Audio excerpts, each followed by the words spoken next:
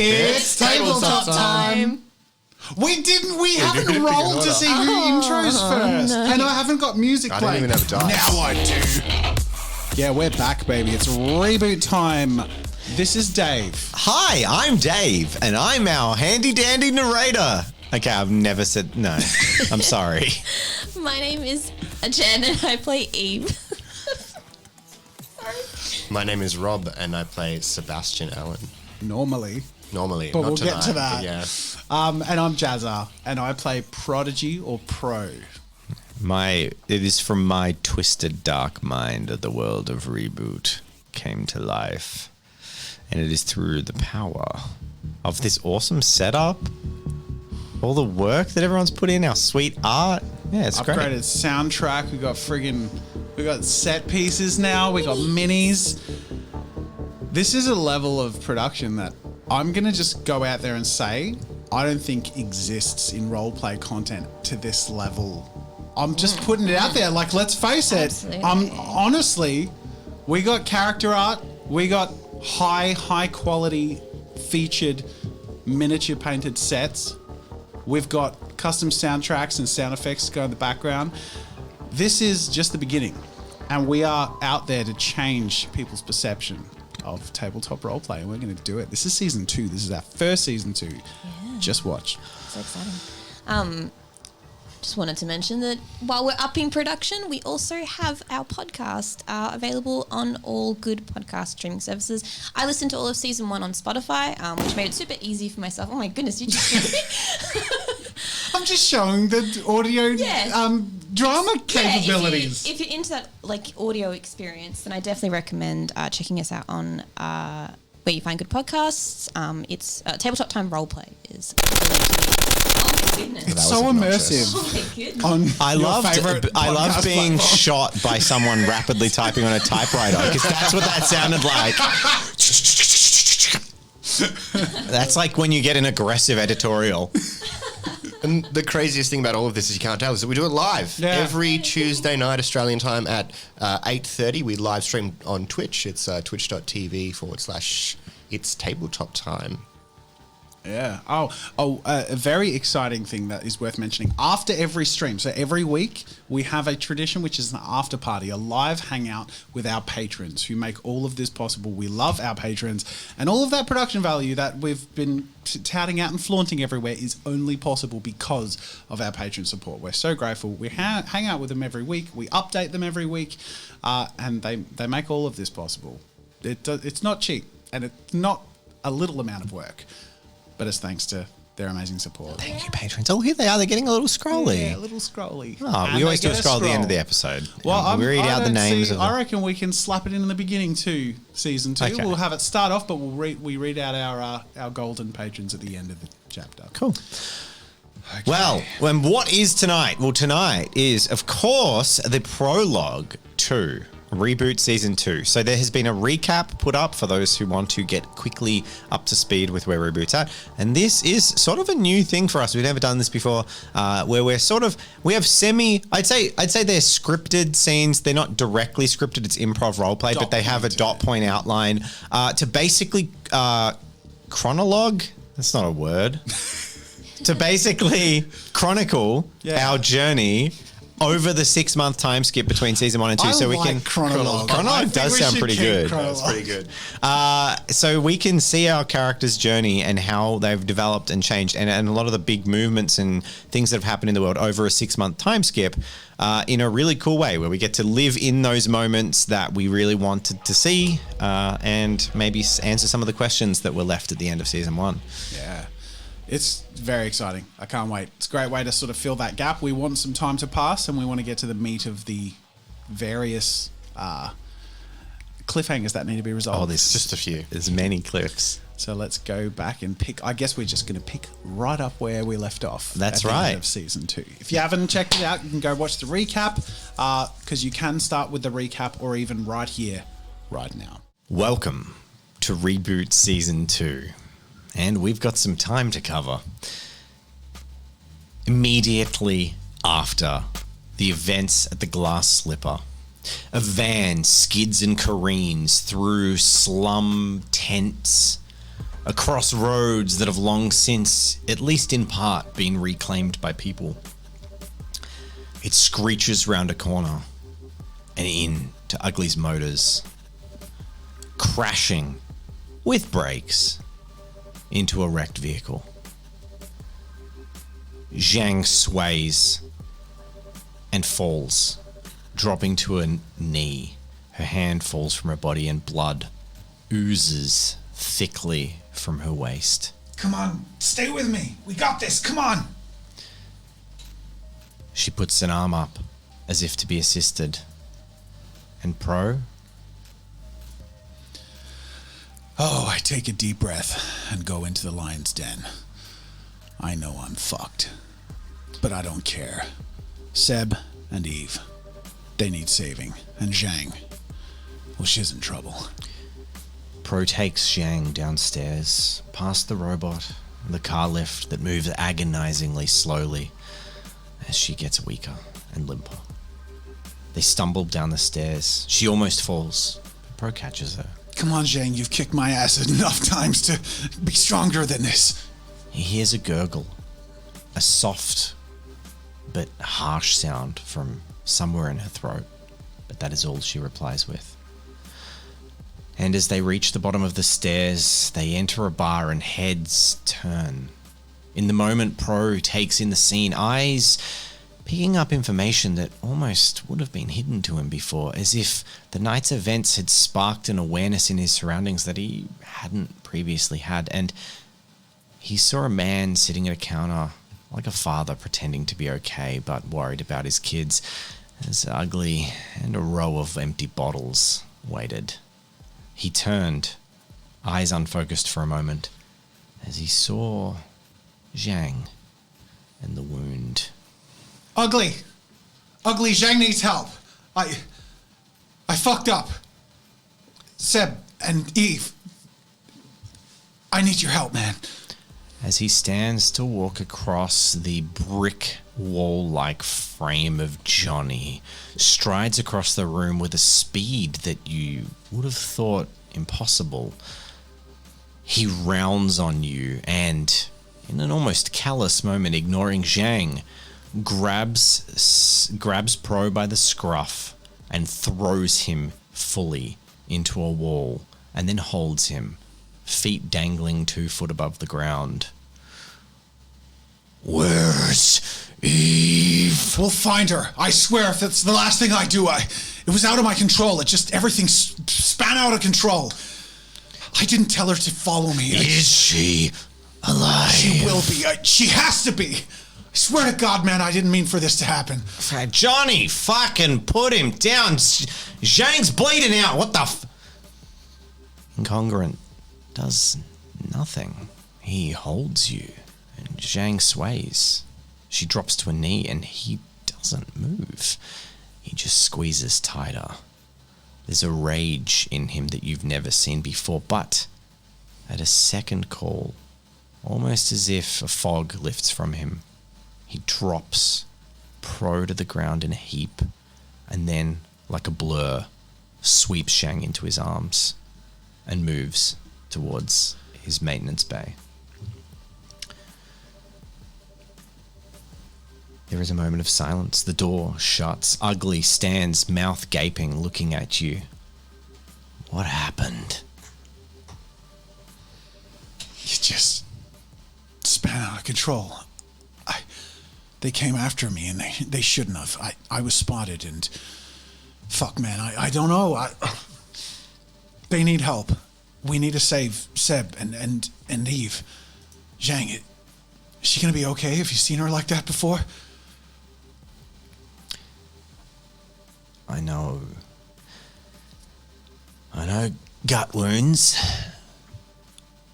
It's a slow way to go, but it usually leads to the one destination. Man, I'd give anything to take back what happened. She fucking put her neck out for you, and none of us thought she should have. And he puts his hands on either side of your face, and then softly runs his hand through your hair and attempts to pull you into an embrace. Does Pro go quietly? He's resistant at first, but then the moment he realizes that he's not being attacked, he sort of collapses into Ugly's shoulder. It's the only assurance he has had in a long time. And Ugly holds Pro, arm around his back and hand scruffing through the back of his hair, and he whispers, "We'll fix it, mate. We'll fix it." And you feel a quaver in his voice, as if he's hurting too. And just for a moment, your vision blurs and sharpens and blurs again, and then... Little man! An image, a face, a man, a dead man. Bagrov, his voice in Pro's mind. What the fuck? And then normality returns. An hour later, a tense hour, Incongruent returns. There's blood covering his torso and his hands. She's stable, but she'll die without more advanced care. I can think of someone who could provide it. I know. I've been running through my head everything, every way to track him or find him. If they had something on them that could somehow associate it with their identity, with it. Holy shit! Seb's glasses! I can run a trace on Seb's glasses. I'd had a connection with them before in the soup kitchen. Give me 10 minutes. And the time passes. Pro runs a trace. He needs to push through some firewalls, but in the tense moments, he manages. And he finds the location. It pings. Desire's Dalliance? That's the sex shop. Next door to the Glass Slipper. I don't think they ever left. Seb's probably fine. Or at least you know where to get him. Well, no waiting around then. Let's jump in the car, man. Johnny walks briefly back into the other room and returns, holding a 12 gauge and pumping it as he walks. I'm not fucking around. And you walk. The journey is quick. The car was unnecessary in these districts, but it still takes 5 or so minutes. Pro struggles to keep up with Incongruent's movements, and people flee in the face of a 7'5" open carrying massive booster.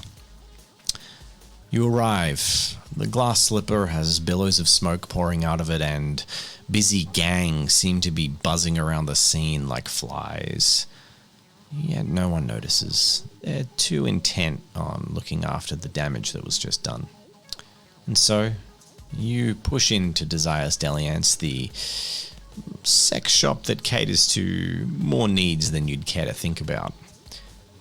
And you walk in, past the rows of drones designed for carnal pleasures, and towards 2 clerks who were looking out the window and checking out the scenes outside before scuttling back behind their counter. I don't suppose you come across many bespoke around here, do you? Mate, this is the slums. I swear to God I saw one in the alley before. Such a sight. Weird. Had a bot. A drone, actually.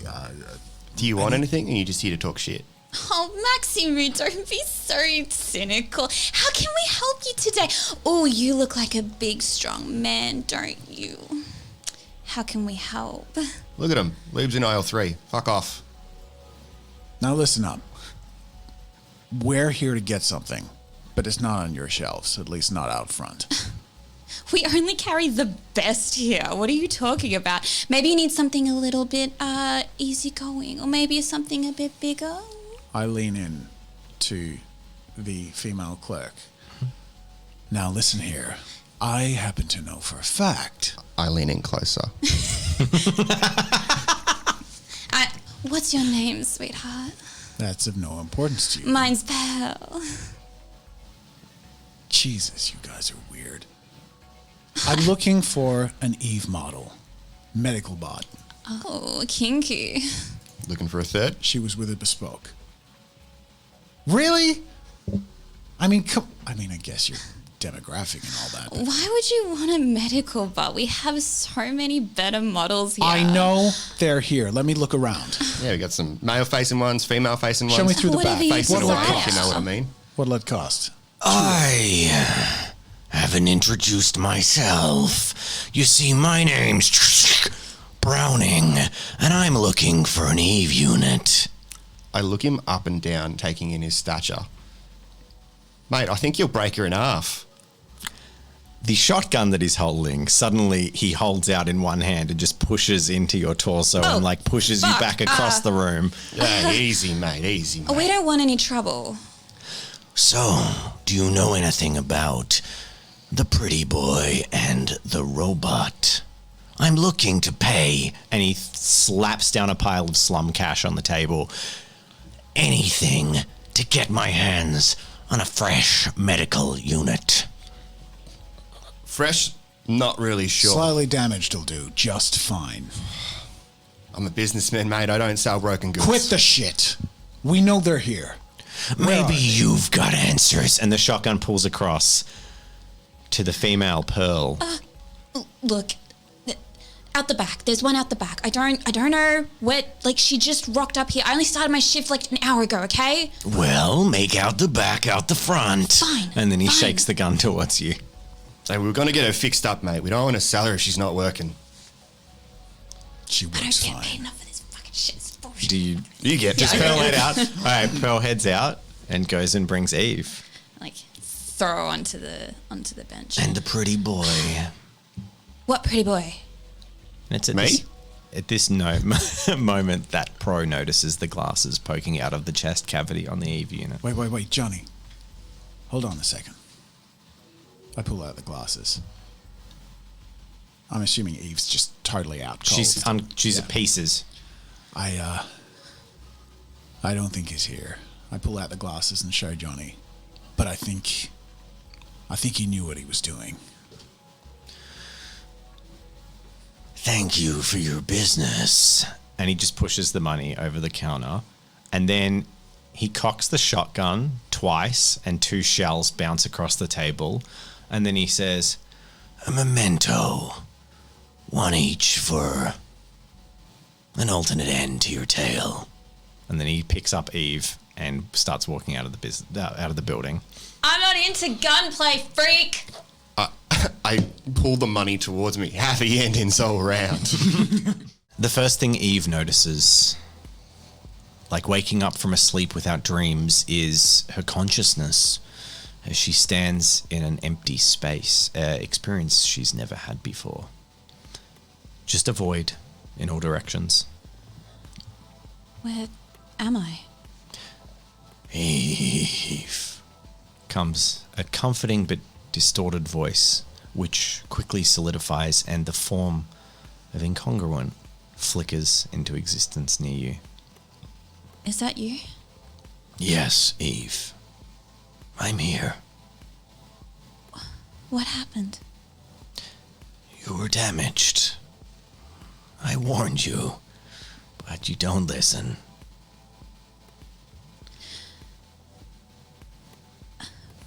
For the first time, I feel so ashamed and broken.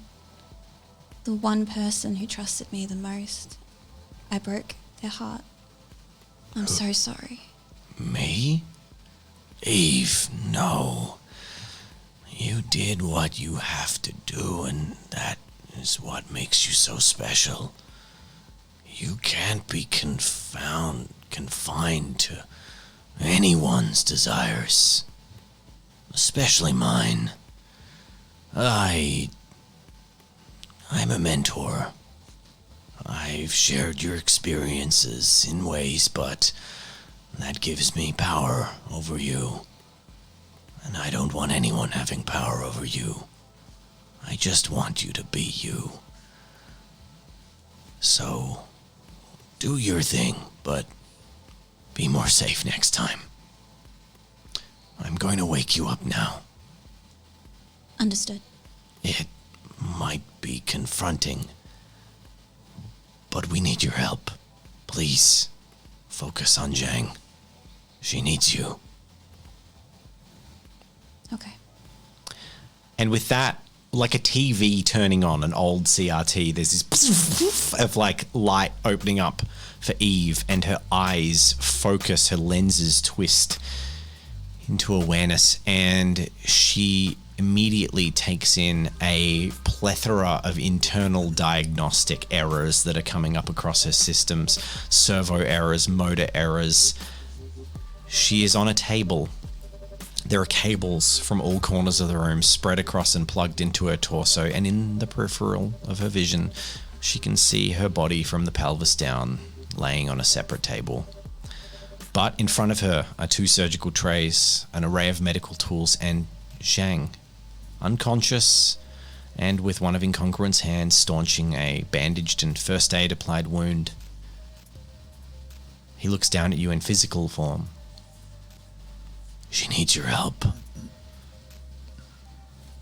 And with that, Eve gets to work, applying the best of her medical knowledge, the tools in front of her.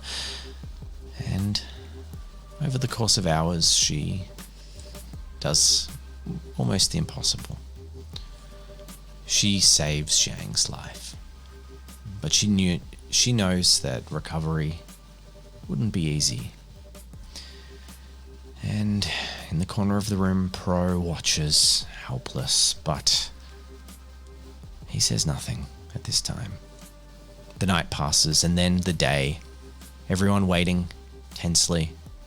A second night. No word from Pro. No word from Seb. Just tense drinking and terse conversations, but the morning of the second day, Zhang wakes, and Eve is there. She doesn't say anything, in sign or in text, but her hand drops down and clasps Eve, comforted in that moment. And so Eve works, switching from surgeon and nurse to carer. And over the day, Zhang is stabilized and moved to her room. For his part, Johnny begins fixing Eve's legs and torso. And over the coming days, Eve is informed that she will be repaired, made whole again. The priority, of course, had been on restoring her functionality so she could save Zhang. The mobility would need to wait. Her time is all consumed, caring for Zhang, looking after her wounds, and beginning to form the carer's bond with her. After all, she's the only one who can sign. But Pro, through all this... After days of being completely useless and seeing Zhang was okay when she was going to be okay, and Eve was occupied and probably didn't want anything more to do with me. I didn't see any use sticking around, really. At least not for now. I had to figure out how to find Seb. I had to go back to the kitchen and make sure everything could be held together until he came back. And I had to get better at this. God damn it. If I was going to find Seb, I had to work on myself first. And as Pro heads to the soup kitchen, he glances down at Seb's glasses. A missed call from Oscar. He ignores it. Pro arrives at the soup kitchen. Had a mess, but someone is there to greet him. A familiar face and a friendly one. Hey, bro.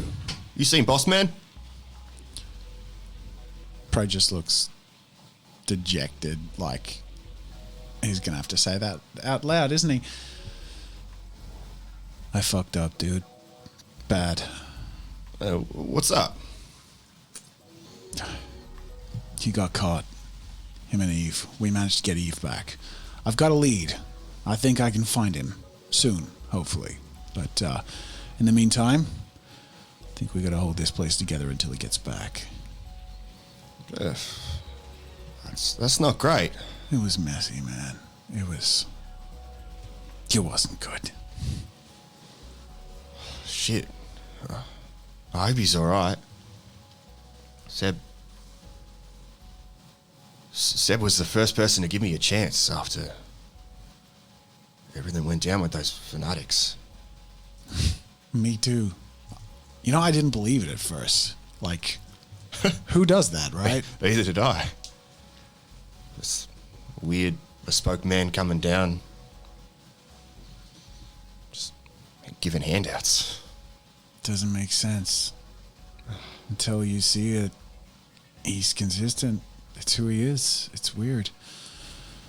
But I think we need him. The world needs someone like that. Soup kitchen's a good thing. I think it's right that we'll keep at it. But look, I've been working here long enough. I think I've got the day-to-day down pretty good. But if you think you can find him, you should be focused on that. I'll make sure I do. I won't rest until I do. But Man, you need to take care of yourself. fuck myself. I need to fix this shit at any cost, including myself. No, man. I need your help. I need to get better. Zhang is out, and you saw I was training with her. Look, I know you can fight.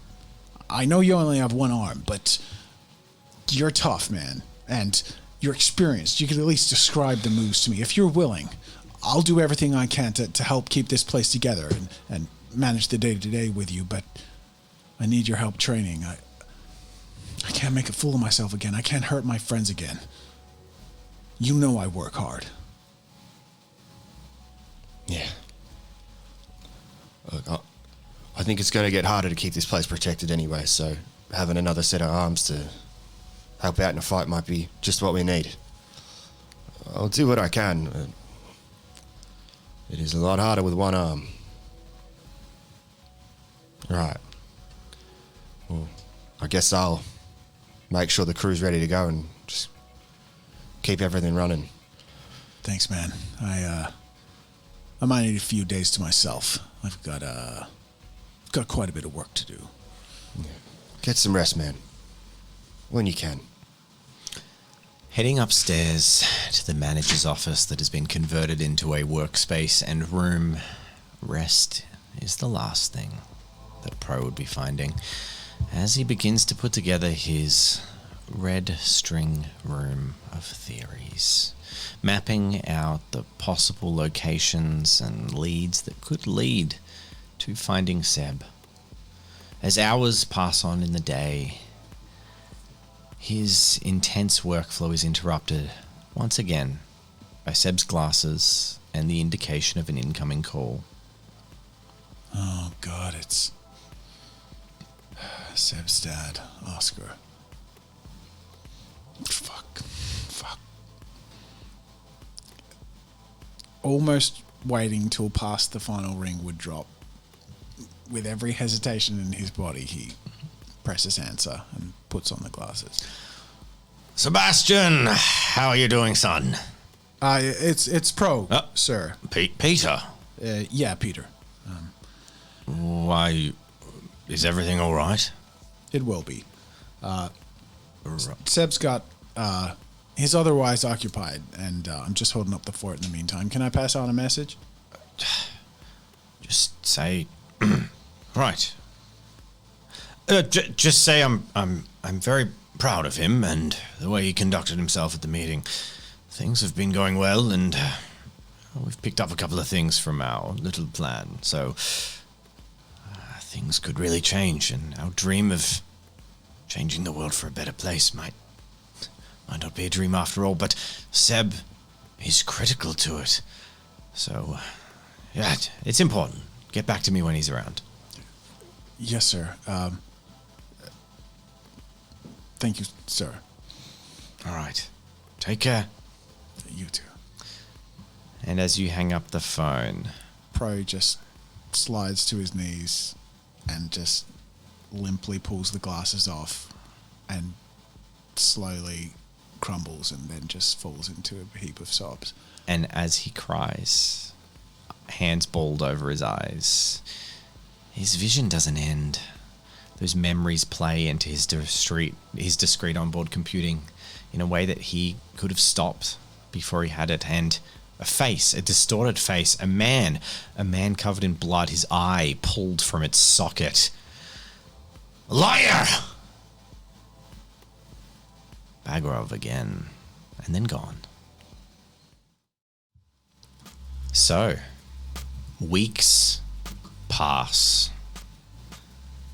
Zhang and Eve bond, grow closer, as does Incongruent and Ugly, as they come to terms with their new life, but it is not without woes. Conflict is building and their gang is being pulled into it more and more. The bombers are taking hits and things are becoming more difficult. But Pro is struggling more than any. And in a moment, one of several calls, he tries to connect with a friend, someone whose company he sorely misses. And his phone dials through and connects to Eve. Eve, are you there? Bro, Oh God, it's good to hear your voice. How are you feeling? I am fine. I swear I'll come see you soon. I'm working real hard to find Seb, and all this shit's keeping me up at night. Everything that happened. I'm almost there. I can feel it. Bro, Yeah. do not distress yourself. You are trying your best. Not good enough yet, Eve. It won't be good enough until Seb's back. And I'll get there. Trust me, I'll get there.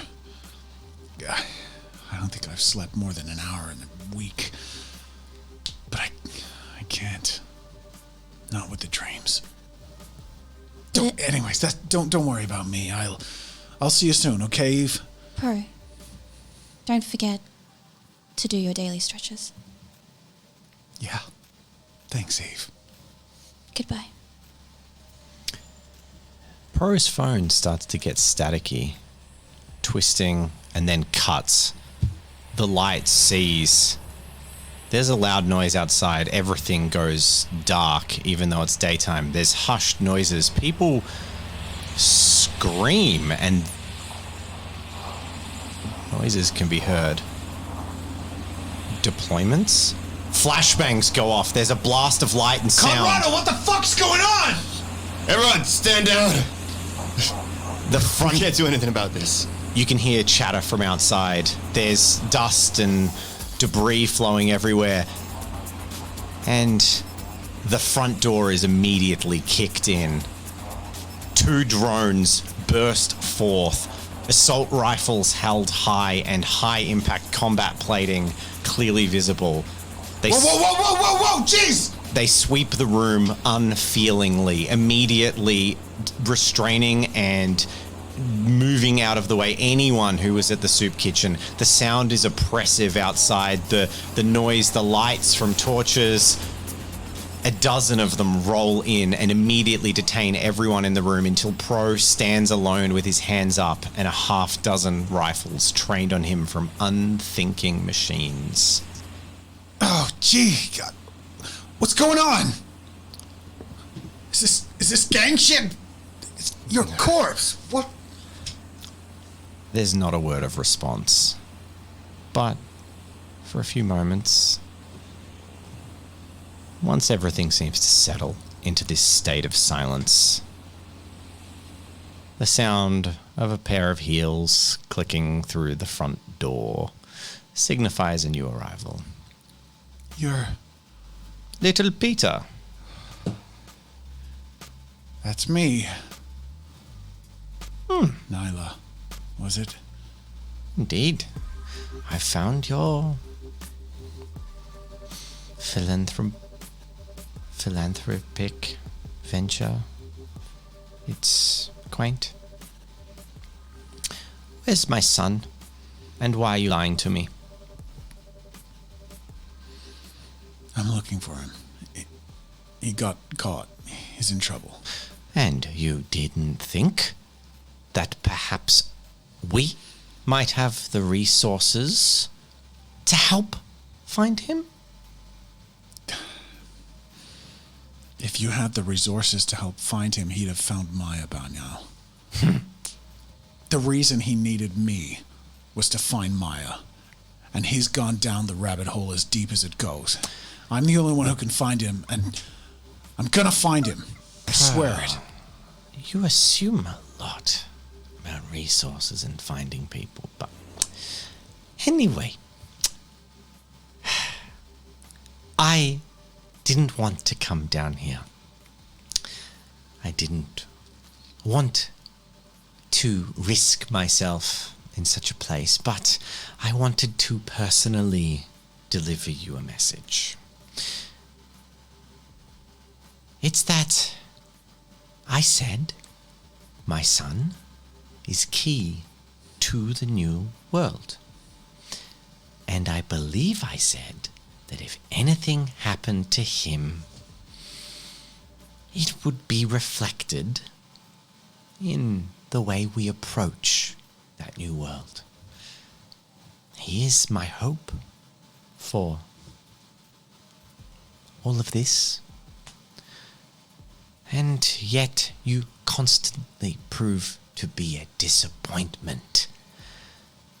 So, are you worth keeping around? Or are you just a bad influence that drags good people into the filth?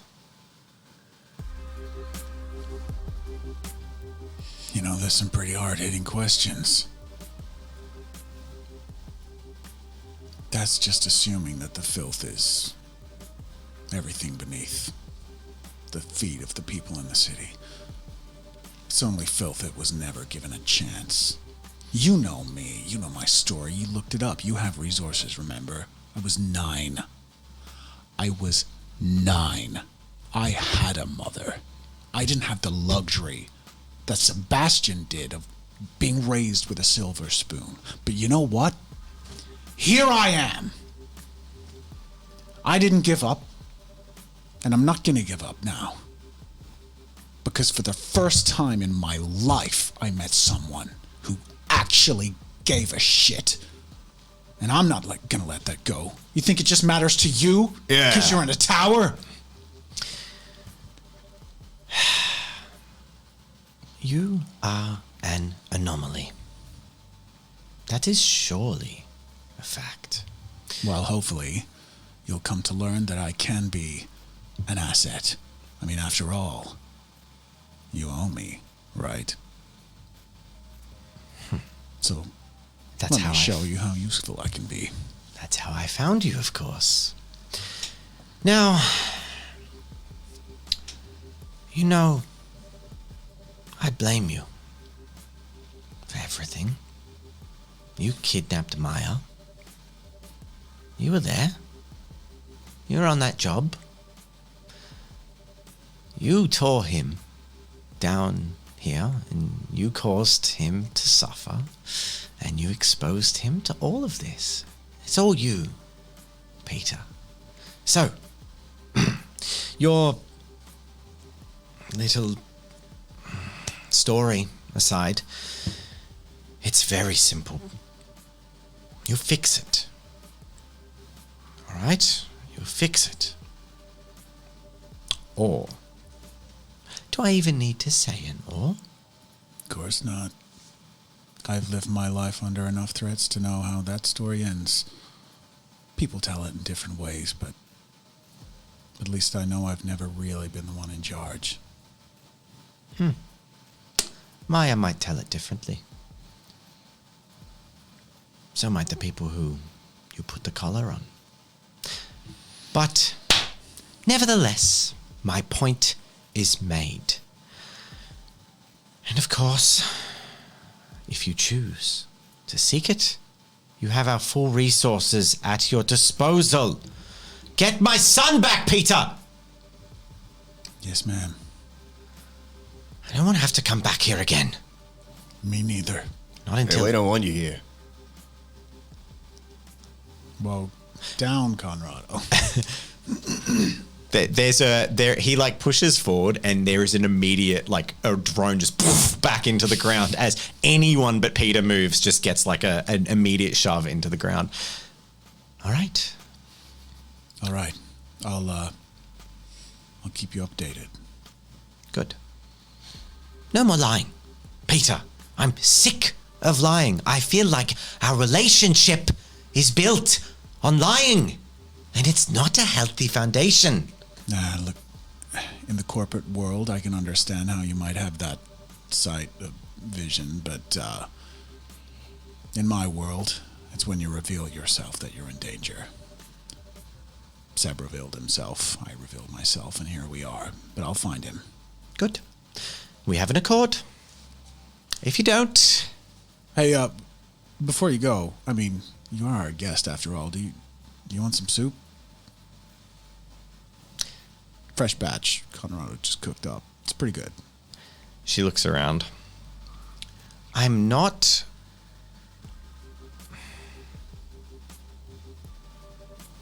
Give me some to go. Sure. If my son believes this venture is worthy, then I believe it's worthy. Hey, it's his recipe. I lean over and say to Conrado, bag one up for the madam. And the drones let him do it. Conrado puts a soup bowl out. I do make her a bowl, but I look livid the whole time. Just so angry. I'm like signaling to Conrado, just like trying not to walk spit in it. the line, yeah.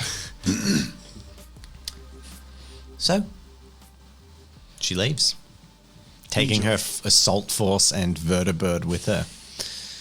What a bitch. And as soon as she leaves, the sound of shaken people in the streets and the town crying, there's children crying, there's people quaking in terror, as a sort of show of force from the city isn't particularly common anymore. It was in the early days, but not for a long time. And as you leave quietly, your phone rings. Fuck me. Hello? Hi there. I'm looking for Peter. Was it Pete? No. I don't know if Sebastian? I got my notes all confused.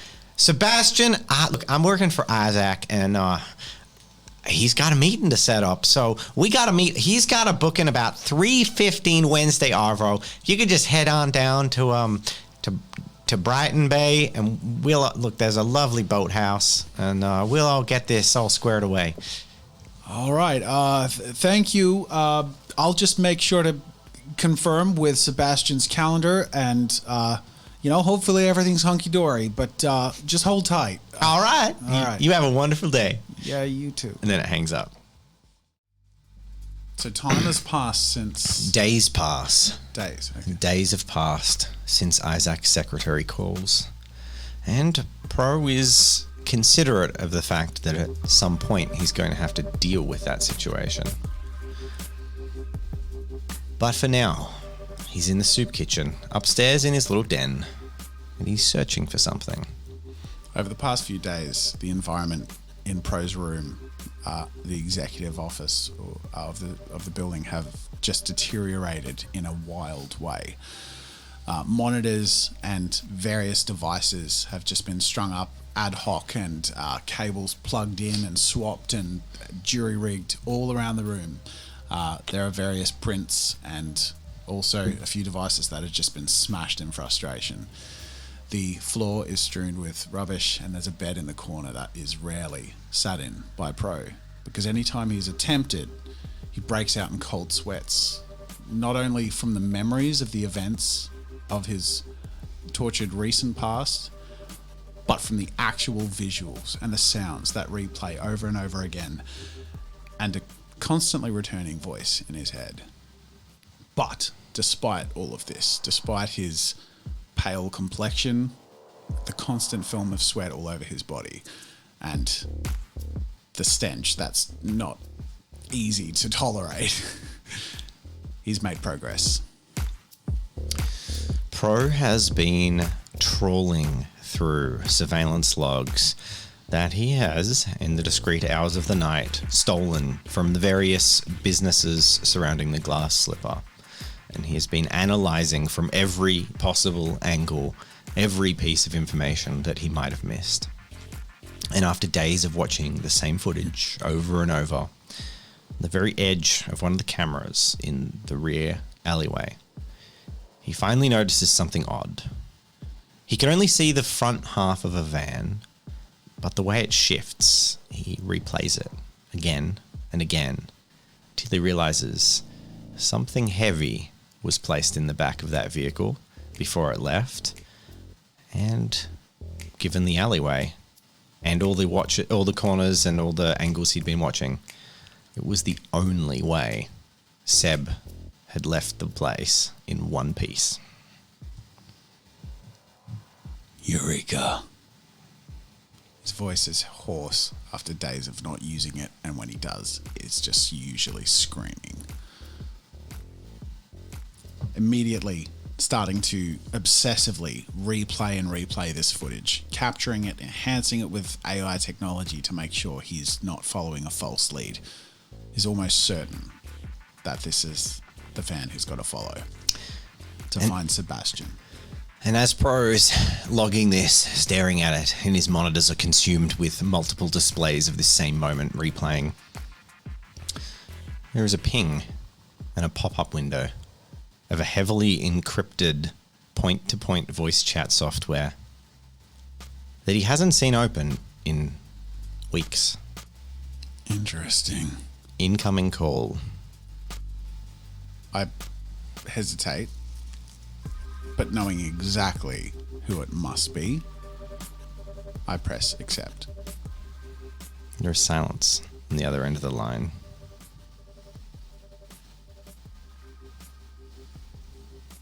After you. So I'm talking to the boy. Correct. Who would you like to be talking to? The robot. I see. She's not here right now. She's currently indisposed, in for repairs. I understand that you're in a predicament. I aim to understand you have the opportunity of a lifetime slipping through your fingers. At this, Pro's heart starts to race. He sort of glances across on the other side of the room. There's various printouts of Sebastian's parents' faces and various information, and then their business partners. And he sort of ticks it over and says, "That would be correct." Sebastian Allen hasn't been seen for 2 weeks. That would be correct. My intel informs me that not even his close companions know where he is. That would be correct. And it would seem he has a pressing appointment with Isaac Clement. All right, where are you getting to here? A man in my position has certain access, the ability to manipulate the situation to be advantageous to others. Your robot has been hesitant in honest communication with me, and yet that is the only thing I desire. Listen, I hear where you're coming from, but I need to know, and if at possible, verifiably, what's your intention? My intention is the same as it is with all things. Gather and collate information. I see information that would be described as erroneous by some. To me, I find it curious. And what does satiating your curiosity lead to? Who knows where the rabbit hole will lead? Perhaps to ruin. Perhaps not.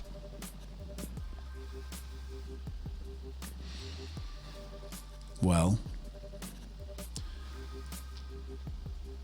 I think if you can truly help me in the way that you're alluding to, then you have my attention, and I'm in a situation that's entirely out of my control. But I must say,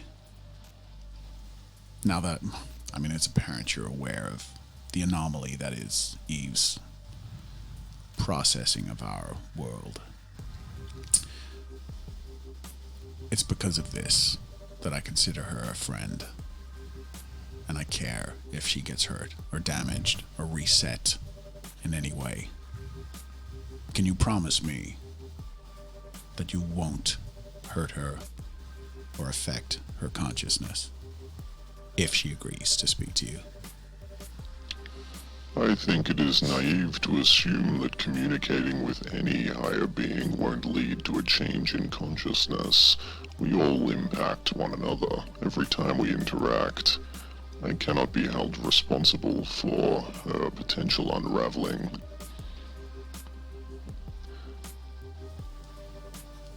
My inquiries may be deep.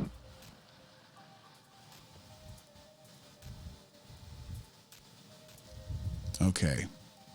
I understand where you're coming from. I don't like it, but it's not my call to make. I'll bring the offer to her. She may want to speak to you herself. I would like you to consider that you don't really have any options. You'll find that without my help, this opportunity will disappear, and with it, any hope that you have of, well, I assume, changing the status quo. Your type are usually fairly easy to read. Really? Read me. What do you see? Do you really want that assessment? What do you assume I want? What do you assume of my motivation? I can see that you have tightly bound issues related to being oppressed by a system you have no ability to affect. And I can see that you harbor guilt for the people around you that you hurt by merely existing. You are, in a way, a cancer with a conscience, as are many in the slums. But you aspire to be better. You attach yourselves to those you believe can make you better. And through their harm that you have inevitably caused them, I suspect you feel even greater depths of guilt. You search for a solution. You search for absolution. Not necessarily for yourself, though. Perhaps for them. I'd say you almost hit the nail on the head. Most of it. In fact, everything you said is true.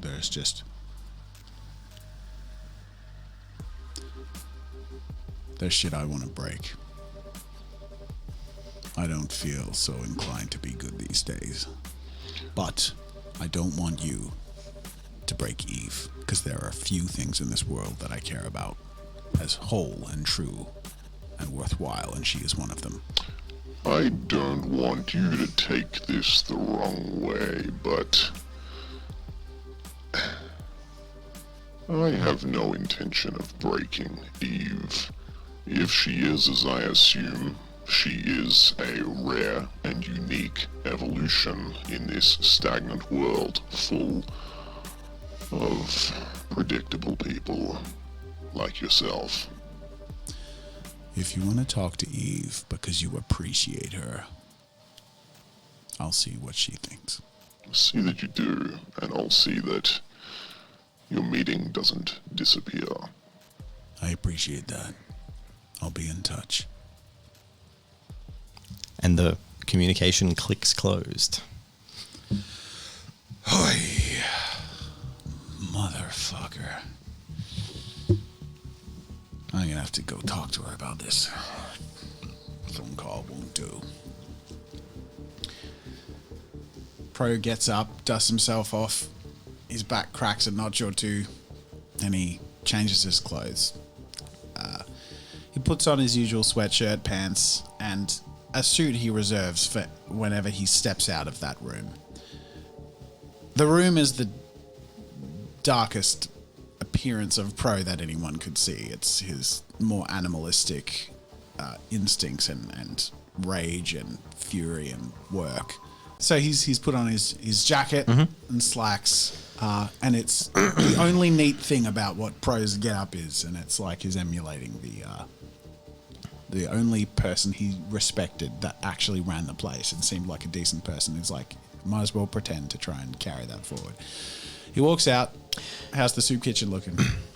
As Pro leaves, he doesn't quite comprehend, but he does notice the look that Conrado gives him. Conrado is currently standing, one-handedly handing out a soup bowl to someone in the kitchen, having, soft conversations, but also the gentle and rough encouragement, that kind of like soft-spoken but gruff approach towards looking after these people that have hard lives. But he gives you that look of a mother watching their child leave late, way after they should be, for like the too many times. He's seen you go, and he just has that look of concern, like he knows that you're on a path, and that path doesn't necessarily lead to good places, but he also knows that you need to be on it. As you head out into the street and head towards Ugly's, for the first time, Pro, standing up tall and confident and trying to take in the world around you, you've been buried for the better part of a week, searching, and you just see the signs of things deteriorating. There's less people around, and that is something you've noticed. There's been less people visiting the soup kitchen. Eyes snap to attention from alleyways, and sort of people pull away. People are more afraid. You notice that the non-gang boosters, people with augmentations and prosthetics, are carrying themselves. You actually recognize them because you've seen them and you know them to be augmented. But you see them carrying themselves and hiding that. A prosthetic hand that's sort of constantly cuffed under a coat. These cybernetic augmentations that are being hidden. And even out here, a cog symbol sprayed on a wall. And after traveling for a while, Pro, you arrive at the outskirts of Ugly's Motors. You note Songbird back outside. She's distant across the road and on the other side, and you'd have to detour significantly to see her, and you're on a bit of a mission. But she's keeping watch again. Except her baggy hoodie is gone. Her back is straight and her hair is pulled back behind her ears. We need a new portrait. Never seen her like that. Yeah. Her augments are clearly visible, where she always carried herself with fear, almost in a direct contrast to 90% of the boosters in this part of town. What is clearly visible as well is the gun that just openly rests on the wall next to her. You also note, just as you cross the wire fence precipice into the car yard that has now become the outside of Ugly's Motors, an old man with a pie tray, bumbling out of the Chinese restaurant that's next door to Ugly's, and then who wanders up the street, who you vaguely recognize. You enter the robot. Now, you don't even need to say a password. As Pro approaches, its head lifts, its eyes lock on you, and it immediately lets you in. You head downstairs. And it's about the middle of the day, would you say? Sure. Yeah, okay. I pictured in the middle of the night, but that's fine. Middle of the night, okay. Oh, I've done the soup. It's the middle of the day. Okay, sure. So it's the middle of the day. It's like you've woken up at like 3. It's like 3 or 4 in the afternoon. All right. And Ugly is in the center of the bar, and he immediately notices you and walks straight up to you. I haven't seen him since the first few days when I got back. Yeah. Right. Hey, it's been a while. Bro, mate, would you look at you? Bloody standing up straight for once. Good to see it. Yeah, well, got to stand up for something now, huh? He takes a good look up and down, and there's a moment where you see his eyelids twitch slightly. It's almost like you're being read as he's like perceiving the sweat clinging to the edges of your hair and taking these things in a way that only bespoke and robots do. As he does that, Pro's conscious of the fact that this is probably the first time he's had an unbroken eye contact with Ugly. Previously, he's always sort of flinched or pulled back. There's something overpowering about Ugly's presence. But Pro hasn't slept in a week, and he's got a jaded hatred of the people he's met who have been so controlling and torn society high and low apart. And this strange person who seems to represent a little oasis, he seems to not be flinching at anymore. Ugly cracks a half smile, but he seems stressed. He says, "You're keeping well, mate." I'm keeping busy. I have a feeling you have too. The streets are different. What's going on? You let Ugly worry about that. But yeah, it's getting rough. People are afraid to go out. The cog cunts getting more violent, like they did with Emir. You need an extra pair of hands. Once I sort out the Sebastian thing, maybe we could help each other out. I'd like that. And I'm worried about you out there in the soup kitchen. I'm fine. I can look after myself. I don't know. Maybe I would Ugly feel better if you were crashing on the couch here. I gotta look after the kitchen. It matters to me. But anyway, that's beside the point. How's Eve? Eve? She's actually doing all right. She's been hanging out with Zhang a lot while she's been getting better. Oh, good. And Like- Zhang's doing better too then. Well, she's in bed, but from the sounds of the controller hitting the wall the other night, I'd say she's getting a bit more lively. Great.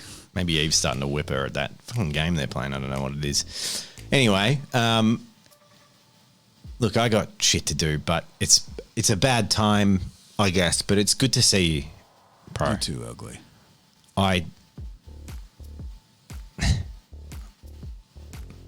Just look after yourself. Likewise. Eve! And you hear Ugly's voice ring out. Your boyfriend's here! There's a sound of a glass breaking in the corner of the room. And then Incongruent over in the corner just suddenly like starts sweeping something into a little dustpan. And then he's like, didn't know my own strength. And he just puts it in a bin. So Eve will make her way out, and as you see her for the first time in a while, she's holding what probably looks like a girly magazine, which is kind of weird. She probably, before, you would have probably never seen her read or engage in any of that stuff, but she's got one in her hand as she's walking out, and she approaches Pro. Like a magazine marketed towards women. Yeah. Yes. Yeah. Okay. There's two definitions It's like of a girly K-pop magazine. star. Other people might. Yeah, it's like K-pop star and stuff on the front. Cool. It's got 2007 issue of Zoo magazine. And she approaches Pro, and she looks you up and down and says, Pro, Eve, you look well. Well, a lot better than last time I saw you. it appears you are suffering from insomnia and dehydration. Do you require assistance? I'm all right. I had a breakthrough, actually. I think I know where to find Seb. Well, not where yet, but where to follow. I'm getting close. I can feel it. That's good. I'll find him. Just like we found you. Everything will be fine. We'll make it how it was. But better. I'm a relentless optimist. What can I say? Hey, I hate to do this to you, but I got a call from the same caller you spoke to a while back, before all this went down. Oh, He wants to speak to you again, but he wants you to speak frankly. He feels like you've been cagey. The problem is, as much as I want to protect you from psychos, he's got a big big axe hanging over our head. He's connected to all those inner circles that we finally got in close to, and he can have our only chance at changing things crash down around us. He's willing to hold off everything moving forward without our intervention, with Seb being gone and all. If you speak to him, I wouldn't put you in the firing line normally, but I thought you might want to make the decision for yourself.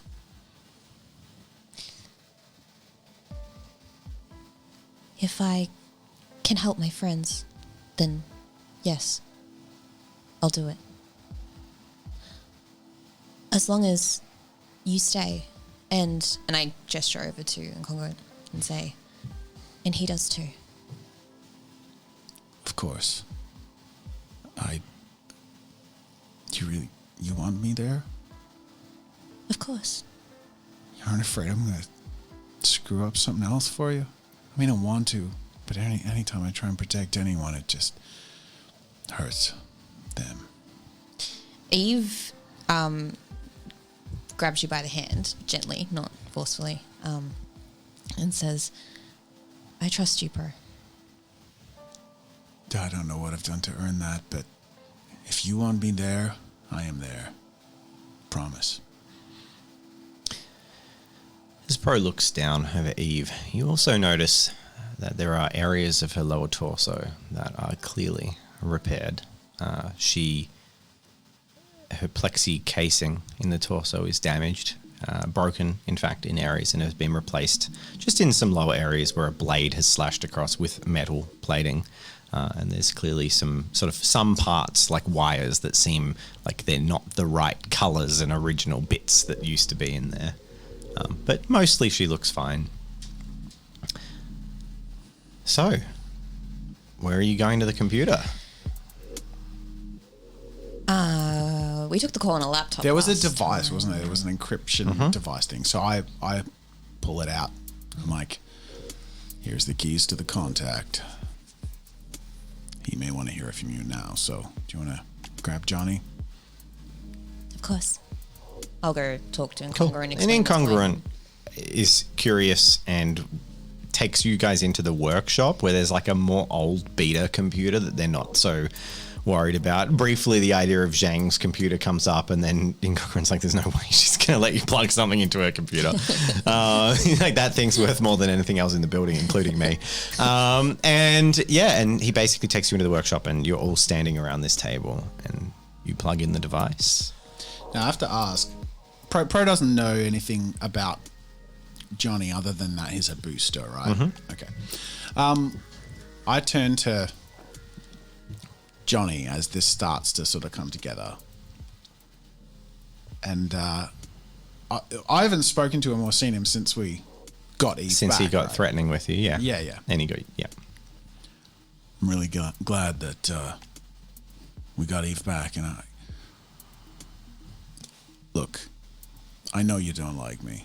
And I know I probably couldn't say anything to make you like me. But I just want you to know, I never meant to put her in harm's way. And I would never, ever willingly let harm come to Eve. Including this. Eve, do you like this man? Yes.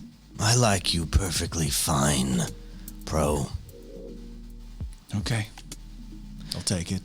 I have never had a particular issue with you, except when you tried to get my friend killed in a stupid and poorly thought out mission against my advice. But you're young, and young people make mistakes. I appreciate the understanding. I'll be more thoughtful next time.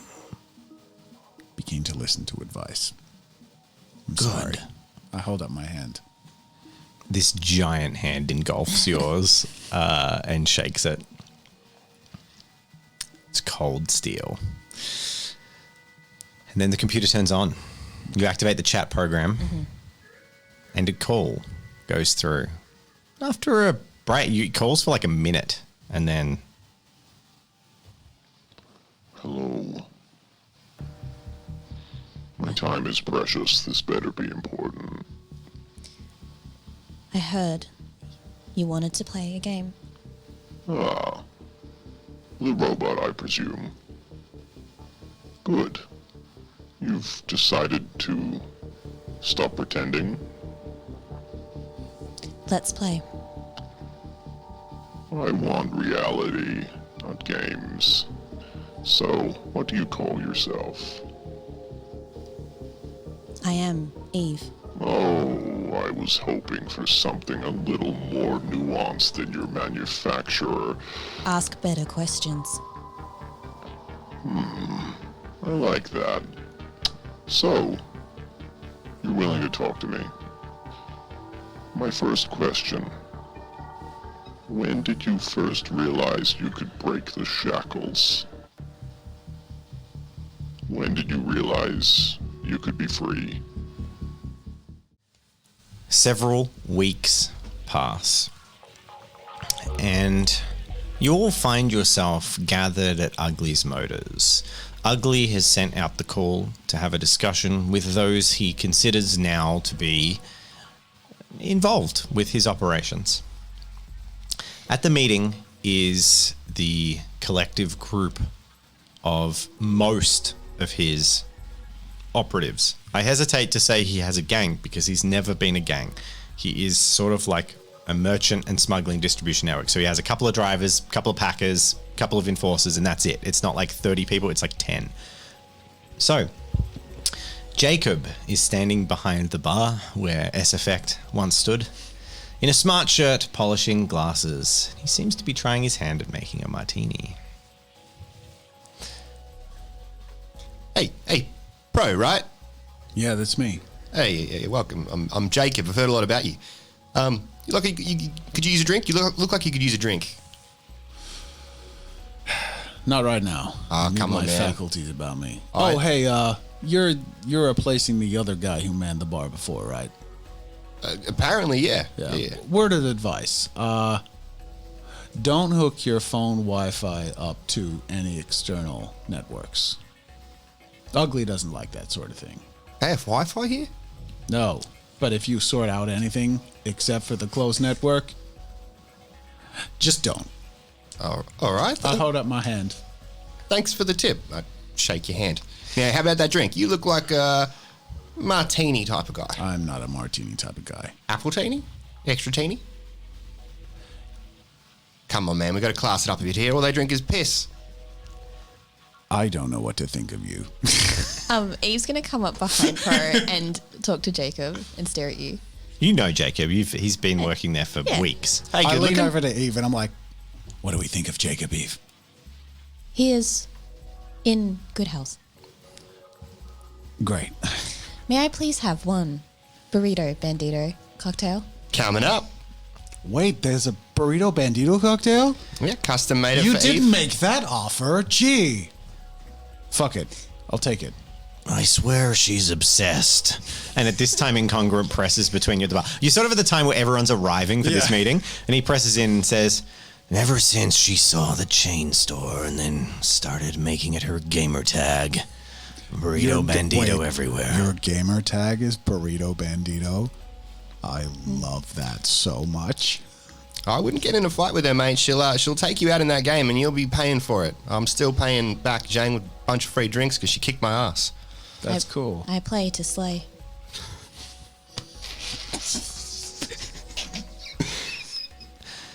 One burrito bandito for Pro. And I finish this very colourful looking drink with just a squirt of WD-40 in the top. And I have like a little sombrero or something. Yeah. Yeah. and at this time, Like a bean. Like two teenagers come down the steps. One with the clip clop of odd sort of walking that is Songbird, and behind her, I'm going to name some characters and introduce them. You guys all know them, but The viewers don't know them because they haven't been introduced. With her is a boy 2 years older than her, a 15-year-old, who's Declan. You have actually interacted with him but never got his name. He's the other teenage lookout that basically sits around. And they both walk down. Songbird looks exhausted and she catches the tail end of your conversation and she looks up and she just goes, it's bullshit. It's easy to grind when you don't need to sleep. And then she just like stares at Eve, but it's like a playful jab. And then they all very because and Songbird's clearly been staying up playing the game that they've been playing, some MMO, and is basically like, ugh, like how can I keep up with you when you don't need to sleep? And they all enter. Shortly after, Vinod disgruntledly stumbles into the room from a side room where he's got oil over his hands. He looks like he's been cleaning the floor in the workshop. And you see Ryder, who is one of the trench coat sort of cohort that dress quite similarly to Incongruent. And he's one of the enforcers. He's a general muscle. He's sort of one of the smugglers, but he's one of the more enforcer types. And he just walks around with a 12 gauge over his shoulder and a big duster coat on, walks in. But he's literally wearing an overcoat, flip flops, like short tradie shorts, and just a shirt, but he's got a big duster on over the top. Is he a booster, just a normie? Or? He looks to be just a human. Yeah, cool. So he's not the only one in. You also note the other one, the other enforcer, who is Tilda, which is short for Matilda, who is pretty much of a similar disposition and similar style to Ryder. Tilda is a bald-headed and very tall and strong-looking woman who. She looks like she smokes 2 packs a day. Like she's got that Aussie Sheila, but like, mate, don't fuck with me. Get on the lawn. Like that. And yeah, she's like 50 as well. She's not young. She's that. like, oi, fucking A. Tilda's great. All right, so there you all are gathered, and Ugly stands before you. Everyone quiets down. All right. Thought it was bloody time we did something. You all know we've been getting kicked to shit, and after Bob got some holes poked in him, we're down another. We've lost 3. There's a quiet murmur and drinks raised in the last few weeks. And this is pretty much it. Long story short, this whole operation's fucked. If we don't do something pretty drastic. I don't know where these fanatic rats are coming out of the woodwork, but the way they attack indiscriminately, targeting civilians, it has to stop. And to make change, my hand's been forced. I've told you all before that I don't fucking want to be a gang. I always wanted to stay independent, but these pricks have made it personal, and now I can't. So, I'm proposing something to you all. Call it a democracy. I want your opinion to tell me if I'm fucking off the rails or if I'm talking sense. The bombers are getting reamed too, but with my smarts and their muscle, we can take these fuckers out. So, I'm proposing we merge. Merge meaning we join the bomber gang. Says goodbye-bye to neutrality, but if we don't do it, the bombers and us are fucked one after the other. Who knows which one comes first. They're targeting me because of the fusion, keeping the boosters alive that they've got some fanatic hard-on for killing. And they're targeting the bombers because they're boosters. But, I don't know. What do you think? Well, the fact that you ask is, I'm guessing your approach is more democratic than they ever have been. Who? Bombers? Yeah. Well, look. Their leader's all right. He's an all right bloke. He's managed... That's why this district's one of the most stable ones, because, they use muscle and they run some shit, but, overall they don't fuck with the civilians. So if there was any gang I'd be joining, it's the bombers. their fucking second in command is a rabid dog. But that's why he's second in command. I've seen enough corporate files and overheard enough corporate conversations in my history to know that the first thing these people do is put together a mission statement, the vision for the end goal. What's Ugly's gang vision, mission statement? Well, we'd be boosters. Well, we'd be bombers. So it's whatever the boss, the bombers gang, says. So you're sort of proposing being employed by the bomber gang. It's a merger, he says, clearly disgruntled with the prospect of having someone over him. He says, sometimes you just gotta bend over and take it. But it's mutual destruction otherwise, and I don't see a situation where the 40-odd bomber gang let us dozen tell them what to do. They've got the muscle, they've got the weapons, they've got the temperament. I look around the table. What's the consensus? How are people reacting? Incongruent leans forward. Or Johnny leans forward. They're picking off my kind left and right. Boosters are dying in the streets for the simple crime of wanting to transcend the weakness of their flesh. I fully support you, Ugly, as I always have. If we have to kiss the boot, so be it. As long as... And he makes meaningful glances around the room. My companions are safe at the end of this. Vinod obviously abstains. He just steps back and lowers his head. Zhang is silent, doesn't respond at all. But then everyone's kind of doing that thing where all the heads are looking around the circle, and then they look towards Ryder. Mate, you know I hate the bombers. They've hit our kind before. Never made it easy getting things in and out of the city, but... Oh, those fucking cogs. Enemy of my enemy is my friend. I'm with you, but I'll be damned if I take any orders from them. It's you or no one. Ryder, mate. Always pleased to hear your support.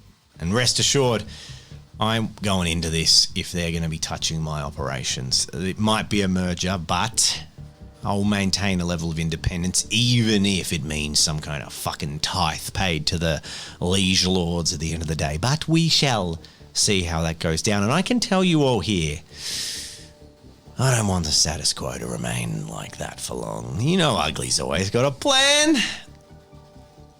Well, I like the sounds of a plan, because I fucking hate it when people tower above others and trying to control them, whether it be corporates or traffickers. I don't give a fuck who you are when you think you can control people. You don't deserve the air you breathe. Eyes turn towards Tilda, who steps forward. Bald head, teeth, one missing, gritted, takes a drag of a cigarette. First they came for that booster, eh? I did nothing. I wasn't a booster. Look, we haven't been othering folk in the slums for a generation, and I ain't gonna let that backward shit come back because of some cog motherfuckers, alright? We're all slummers together. I'm with you, Ugly. And she leans back. And then Eve, eyes turn to you. A robot, but yet people seem, even though they all think you're a robot, it just happens. The heads all turn towards Eve. I stand with you, Ugly. I will provide medical assistance where necessary. It may prove advantageous. Declan. So long as it pays, boss. Fucking, I'll do it. And he leans back, acting way too cool, like the most confident person in the room. And finally, all eyes turn to Songbird. Everyone goes quiet. And she just looks up. Let's get them. For a meal. And they all nod. Consensus reached. They will join the bomber gang. There is some drinking, discussions as the group talks through things, spends time together. Due to the nature of the operation, it is rare for this many members to be gathered at the same time, and a couple weren't present, but those two that weren't present are kind of the lowest rung of the organization. Even Declan the Lookout has more access to the internal of the operation. Those two are quite like day hires that just run vans and stuff like that. And we see as Pro leaves, heading through the streets of the gang and arrives at the soup kitchen where Conrado is waiting. Hey, Conrado. Hey, man. Just a meeting at Ugly's. How are you carrying on? Oh, you know, every day gets a little harder. Those cogs keep moving in. People are scared. You know, the leads I'm following, it's all working out, but, you know, sending me a little crazy. I'm sure you could probably tell. I need something else. Something else to get my mind off of this in breaths. And I wanted to bring up that thing I mentioned to you before.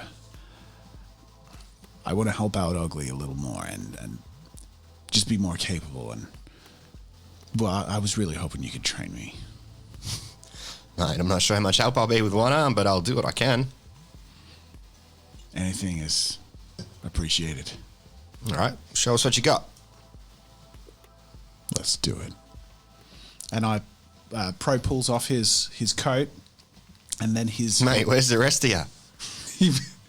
he pulls off his hoodie. He's pretty lanky. He's got terrible posture. But he's fairly gristly, I guess you could describe it. Like he's somewhat muscled, but there's no body fat. He's like wiry. Yeah, very, very wiry, and just strained looking. But he had lessons in the past. He's rusty, but he's immediately like ready to go. He's pulled a wrap from his pocket, puts it around his arm, and walks with Conrado into the corner, and immediately starts just trying to psych his body up a little bit, does a few push-ups to get the blood flowing, and then just squares up and goes. Cool. Yeah. And they train. And time passes. We move on. Some time has passed, once again, and our scene opens in the workshop of Ugly's Motors. Inside, Incongruent stands with crossed arms, and Eve washes blood from her hands. Vinod gasps in pain. Oh, she's good. I'll give her that. Yes, I am. In front of the pair, in the workshop, there is a booster woman with all four fully cybernetic limbs, wearing shorts and sort of one of those compact, sort of like swimming vests, a tight-fitting vest, with short hair, working on Vinod. With the assistance of Eve, it's quite evident that she has just finished installing the organic interface for Vinod's prosthetic leg. So Eve's been there to help with the human bit. But she's obviously quite a competent engineer, and she is one of the like slum docs, basically, that goes around and does this job. I mean, who installs the booster bits? We had to test your pain response, Vinod. You're lucky. This is a fairly good model. You get to feel. Why the fuck would I want to feel pain? Well, and then she runs a finger up the bottom of your newly attached prosthetic foot, and like, it's metal on metal and it scrapes, but it tickles. Then she says, not just pain.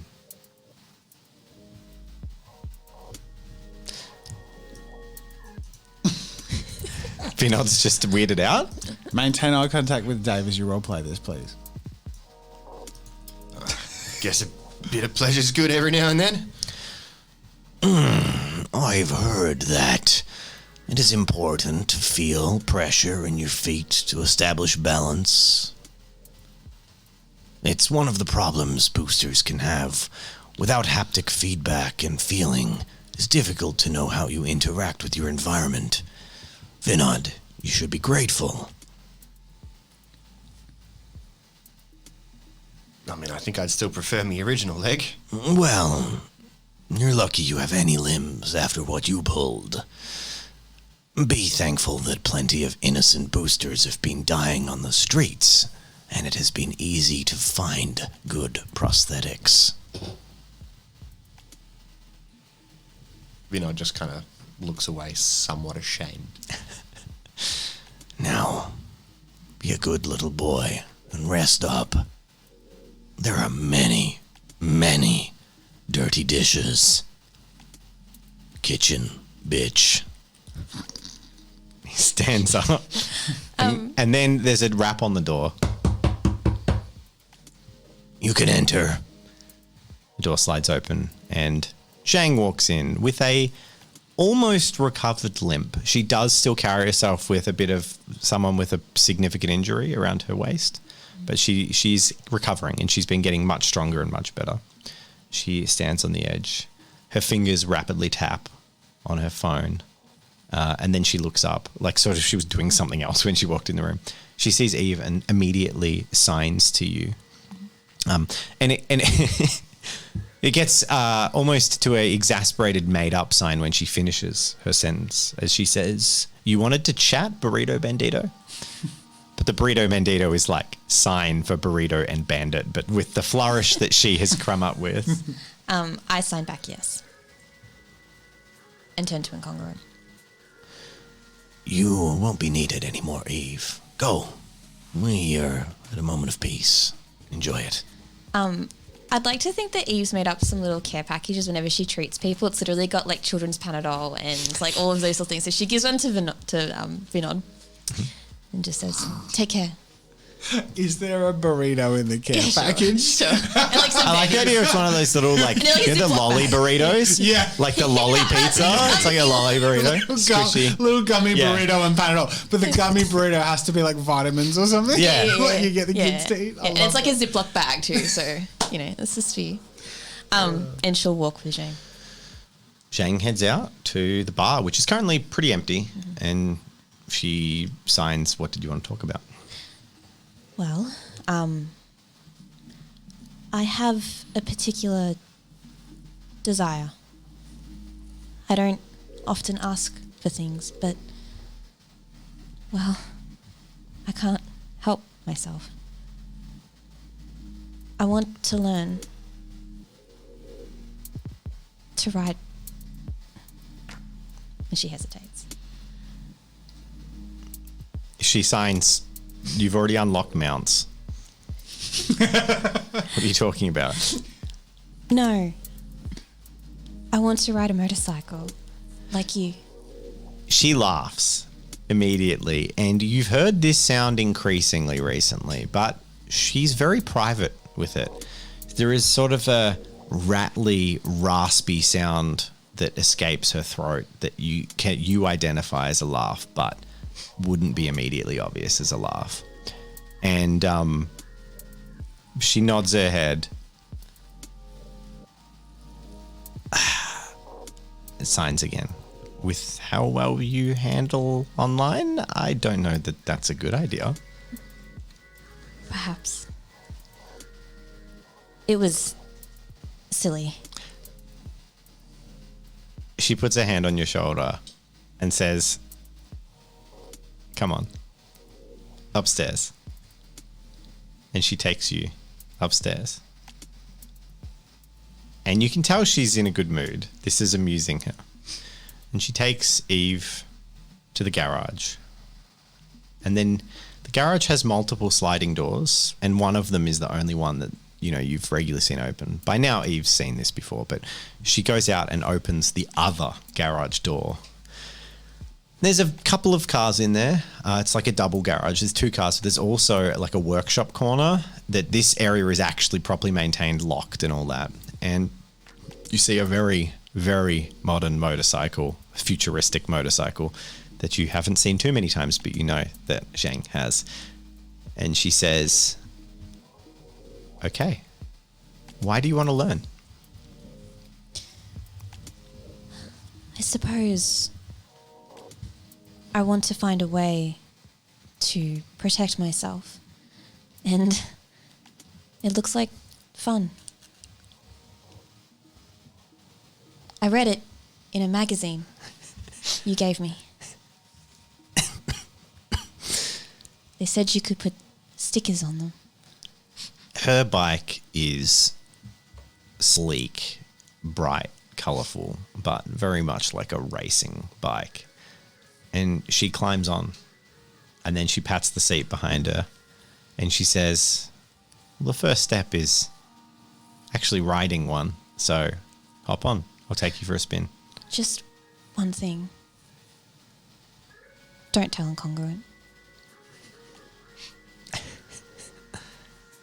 No worries. I'll jump on. Cool.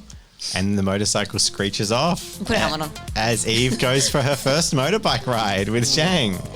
Which will set about a journey where over the following weeks and months, she slowly begins to learn. Once Eve and Incongruent, well, you don't want Incongruent to know. Once Zhang and Eve, is what I meant to say, managed to find a old beta of a bike and fix it to a point that it works, because she won't let you ride hers.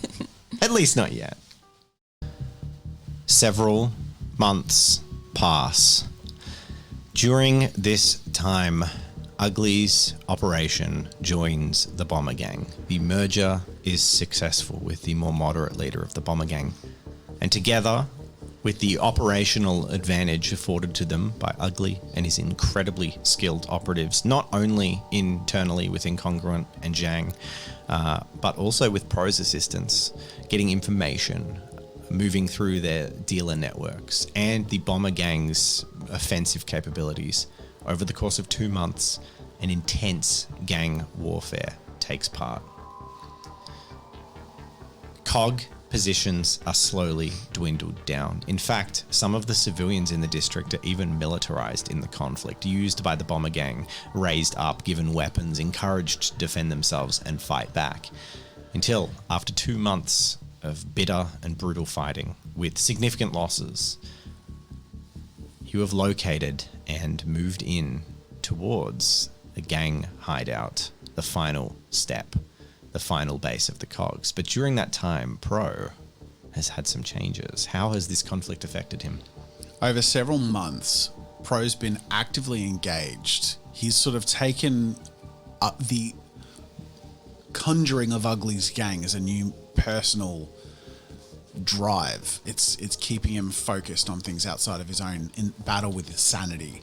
And as part of this, he's obviously still obsessing over finding Seb, but it's giving him legs on the ground. He's actually able to back and forth with Ugly, going on the missions with Ugly, but then finding leads and breaking into comms and making sure that he can hardwire overwrite drives and grab histories and security and all this stuff. So he's making constant, slow, steady progress to finding Seb and tracking it down place by place, all the while turning himself as much into a machine as possible and just leaning into the chaos. Pro is shifting into a person he never would have seen himself become, but one who's in control of his choices, is choosing to hurt the people he deems need to be hurt in order to break down the powers that need to be broken down. And he sees this whole pursuit as a way to do that.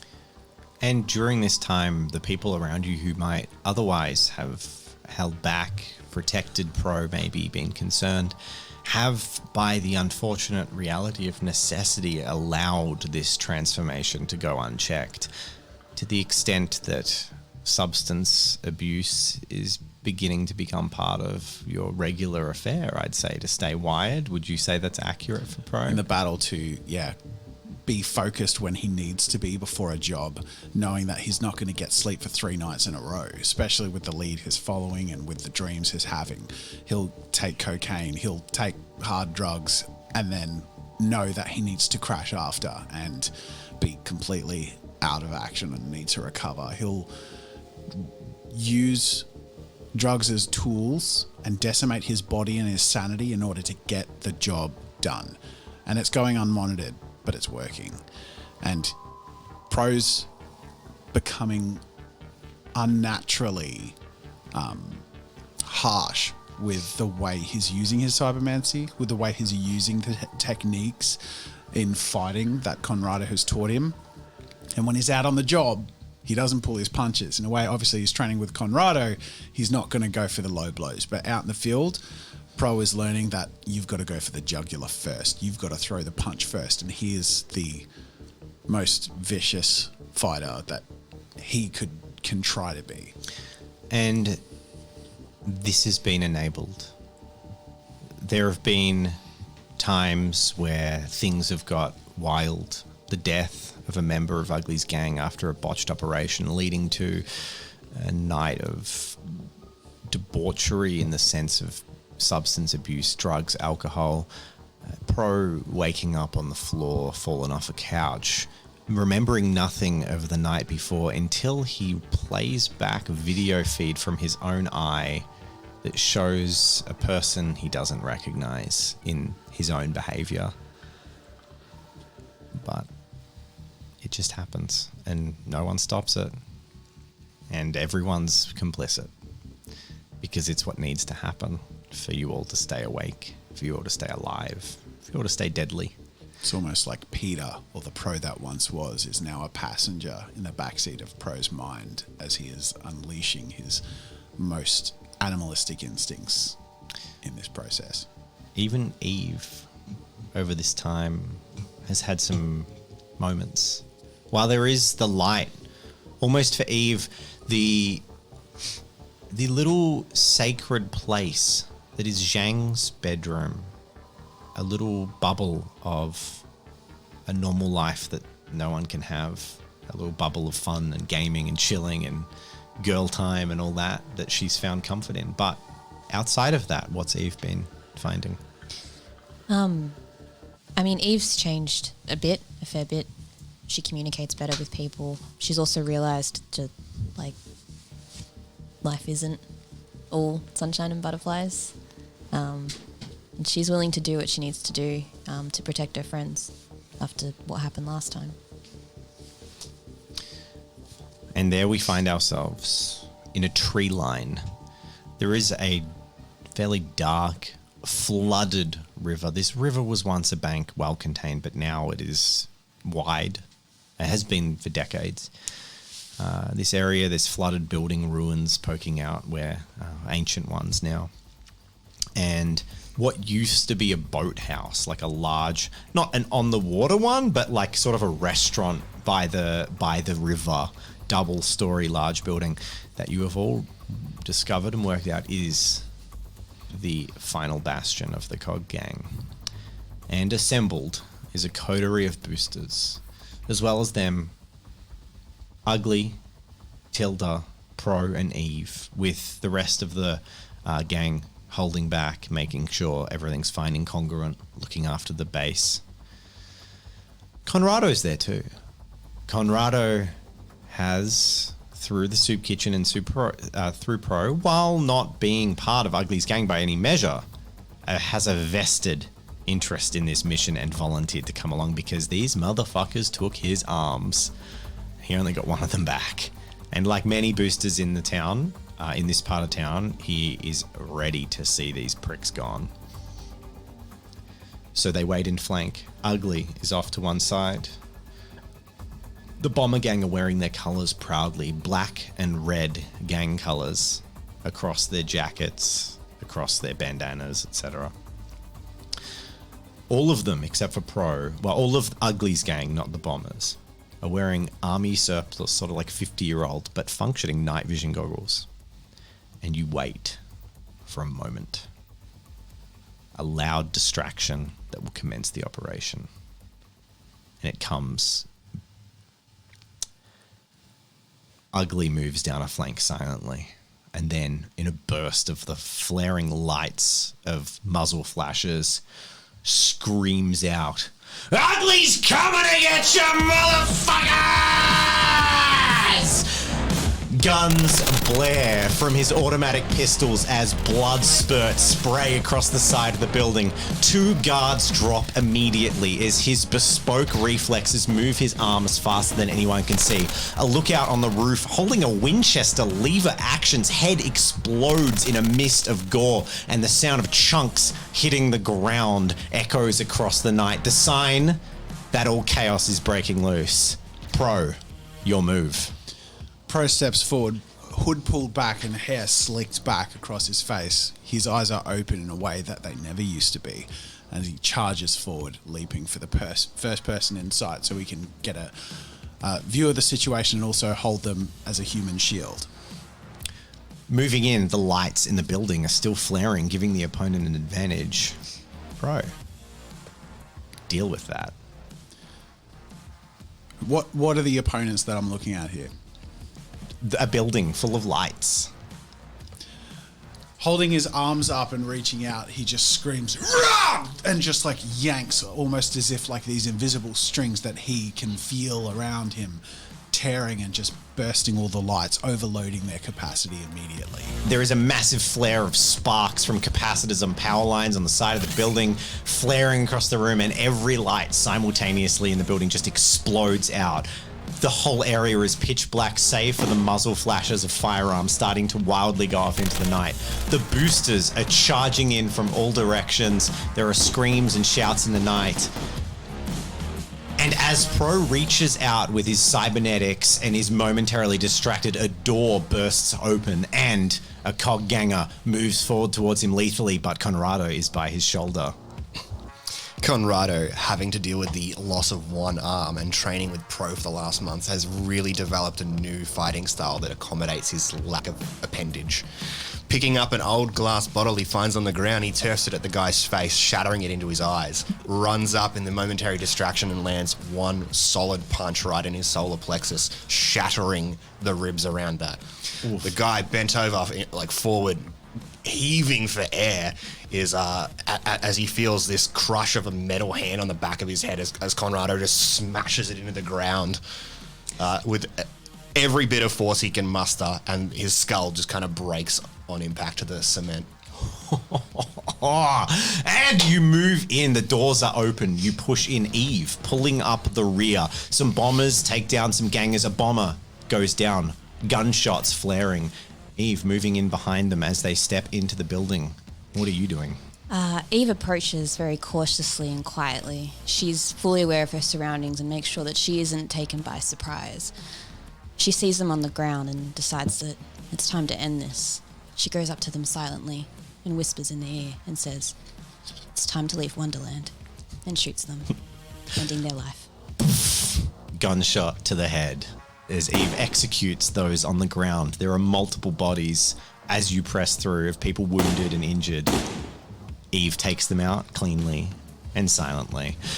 As you burst through, there is so much violence from augmented humans. The plaster, Pro turns a corner in a hallway, the wall just explodes in a shower of plaster as you see a booster push through and throw a guy to the ground, a bomber gang member, and then a taser hits him in the back. He arcs, but his companion is with him. 2 hands reach out, both cybernetic, grabbing the arms of this cog gang member and pulling them back. He grins sickeningly for a moment, and then both his wrists rotate 360 degrees in an instant. There is a whir of machinery, and what remains of the guy's arms is not a sight you wish to see. A scream echoes into the night, followed by a gunshot as Eve lowers her gun and keeps walking, and the body falls limply. Pro, you move upstairs. I immediately am going for anything that is creating any source of light or coherence for the people that have been here. I'm taking them out one by one, making the rooms pitch black or sparking in these people's faces. I have an array of small devices that are wired to be with my delicate invisible string pulls exploded exactly when I need them to be, like, mentally triggered grenades, throwing those in specific areas, sometimes waiting just for the right moment, and then at other times leading the barrage of chaos forward. And anytime I get close to people, when there are those few choice moments of entering a room and taking targets out in the dark before bringing everyone else through, I make sure to get close and go straight for the nose, the throat, the balls, the back, anything that will take them out and cause immediate excruciating pain and incapacitate them. And your violent surge is successful. You reach the top of the stairs, and a bomber gang is actually leading at this point. There is a single lever action. Bang! His head explodes into mist and he drops down. Conrado is there in an instant. There is a rifle held at an angle around the corner facing at the guy's head as you push up the stairs. Across. So he came up to the top of the stairs and he was just shot in the side, but you can see the barrel of the gun. I go up to the area of the wall where he would be standing on the opposite side from, and using my hydraulically powered fist, I smash through the wall, grab him by the throat, and just crush. There's an explosion of blood as jugulars are severed and this body limply falls to the ground. You run across the hall, more chaos, more violence, but more people slowly peeling back, getting embroiled in these fights. And it is Conrado and Tilda who pulls up behind you. "These fucking bastards!" she says as she empties a round from her 12 gauge directly into someone's chest who was already on the ground. "Let's fuck them up!" And the three of you push further in. Outside, you catch a glimpse of Flares, the distraction, as you see Ugly. Two people burst forth to flank him. He moves too quickly. Pulling his gun out, he punches the barrel of it into the open mouth. Well, semi-open. He makes it more open, of someone who walks towards him. And then, grabbing him by the neck with his free hand, spins the guy, aims at the second, and fires 3 shots directly through the neck of the first, dropping the second. "Oh, fuck yeah, baby! You're burning tonight, bitches!" He screams up the building, giggling maniacally afterwards, soaked in blood and viscera. But your attention is pulled to the doorway at the end. Tilda pushes forward, smashes the door open with the butt of a gun, and then bang. Gunshot, blood. She drops back. Eve steps forward and drags her out of the doorway. And Pro, there is an open door, a gun, and a brief opportunity to move in. Sprinting forward and ducking immediately to the side, the room needs to be pitch black. And if it isn't, Pro goes to make it so. Yeah, all the rooms are black. Okay. Pitch black. There's actually, except this one, there are candles lit all through the room. There is a single man in this room, a preacher you have only seen once before, holding an old gilded lever-action rifle. Pro is circling around the outside of the wall, keeping a careful eye on this person in the center of the room, focusing with the night vision clarity there has and zooming in to get a gauge of what he sees. Who is this person? What's he holding? What are his weapons? He's Who got else a is rifle. here? He seems 60 or so, and he's the only person in the room. He's the leader of the COG gang. A gunshot fires off. In the semi-dark, he misses, and plaster sprays down from your wall. Tilda's already been hit, and you have a brief window to move in. Ducking forward, I sprint ahead of me, throwing a few of my devices off to the side and burst them as if to create a distraction or a sense of presence coming from more than one place, where I pull a fakey, jump to the side and go to flank him. You pull across the side, the devices flare, and he pulls away, but reacts quickly and says, "You will not get me, heathen!"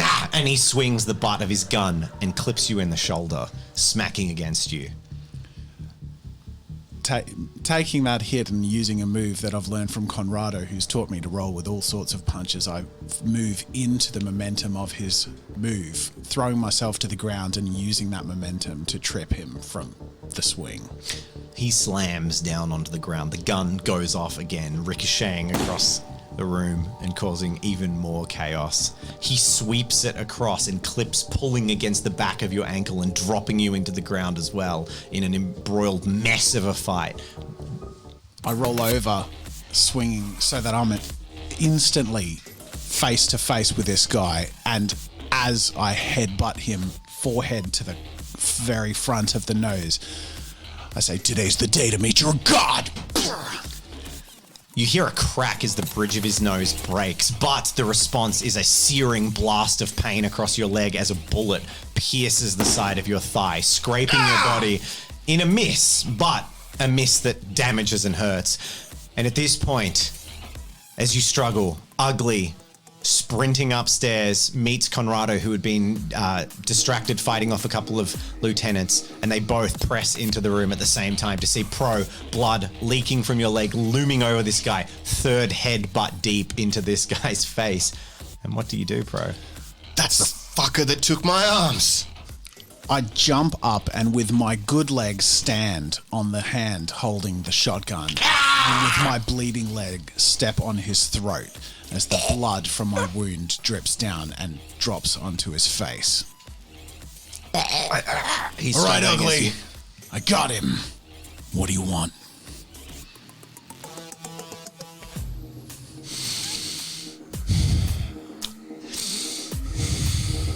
He walks in, grin, just ear to ear, but he is red, soaked in blood, just entirely.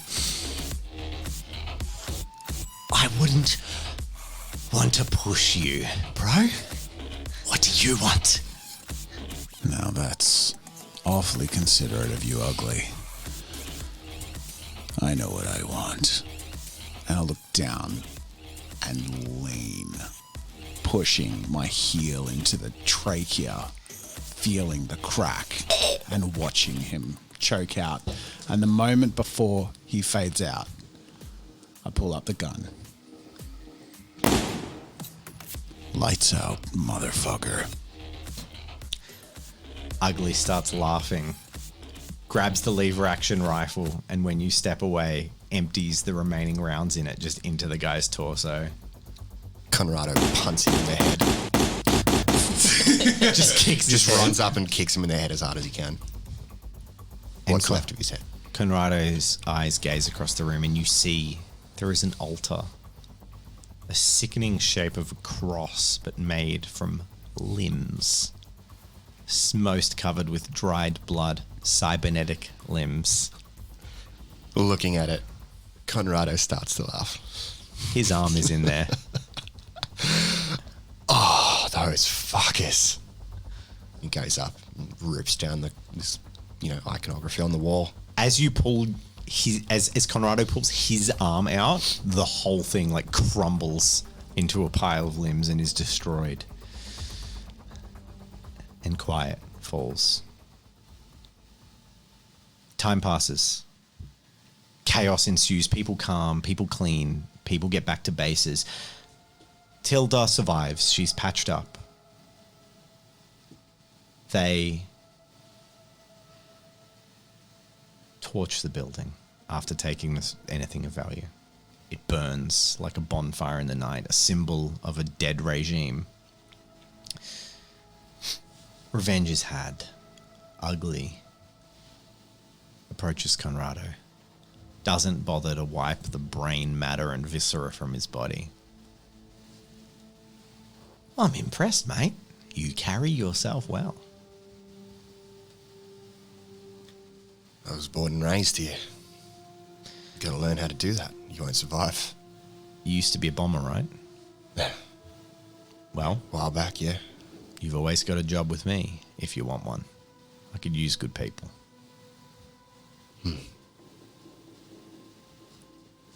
I'll think about it.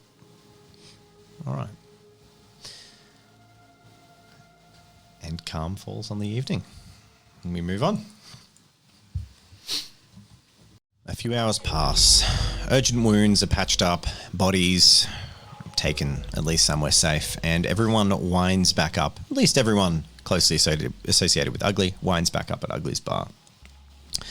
As they arrive, Declan is leaning across with Jacob, an incongruent, and there is a TV playing in the background, quietly. It's really Very good. quietly.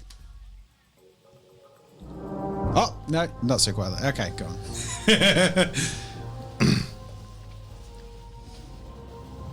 be loud for a little bit. You up, Rags, as you've been called. You've been cooking up a bit of a storm, eh? Making a few waves out there with some of your wild policies. Now, surely that is just political posturing. You cannot honestly be pushing for some of the things that it's been rumored. I assure you, it is entirely true. The time has come for us to see some sort of change out there. You know, people have been struggling for too long under the boot of a system that really does. All right, fucking turn that politics shit off. We gotta celebrate. Come on, Jacob, pour some drinks.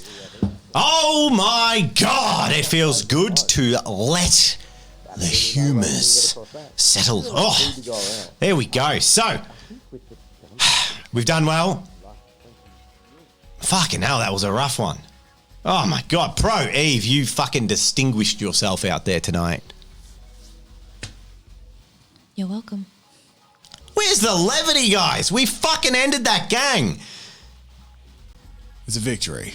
It's worth celebrating. Hell yeah, it's worth celebrating. And fucking drinking to the wounded. Tilda points across as she's like barely conscious with like cocktail medication being patched up. I feel like it's only fitting we all have a burrito bandito. What do you say, Eve? One round around the house. Sounds good. Line it up. Coming up. Now, Conrado, you're uniquely placed. You do realise that, don't you? A little bit, yeah. Ex-bomber member, now fucking hanging out with old ugly. Yeah. Think about it. And you got your foot in that soup kitchen. You've been doing a good job running that. You got a good name with the people. I just think, don't let your ambitions be so clouded and small as to, just stay a low-ranking grunt. I think you've got more in you than that. I'd be lying if I said I didn't miss the work. Well, look, it's not all sunshine and roses, everyone. I have been keeping this under wraps, but the leader of the bomber gang got killed 2 nights ago. So, remember I was talking about that bulldog? Well, looks like he'll be in charge, but we'll see how that pans out. He might be all right. We'll see. Ugly. To clarify, do you mean a literal dog or a human? Eve. No, he's a human, but he's only fit to be on a leash. He's a fucking animal. The one who was in charge kept him on that leash. Now he's gone. Could be a problem. Understood. We'll see about that. Look, tonight, we don't worry about that. Tonight we celebrate the fact that a bunch of people have been fucking discriminating and killing innocents on the streets of my town are dead. Good riddance to them. And we can move on. All right. Jacob, hurry up with those drinks. Let's fucking get it done. And the night proceeds onwards with some celebration, although tempered with the fact that Ugly is still covered in pieces of dead people, and most people have, whether or not they're realizing it or not, a lot of trauma to process. Time passes, and we move on.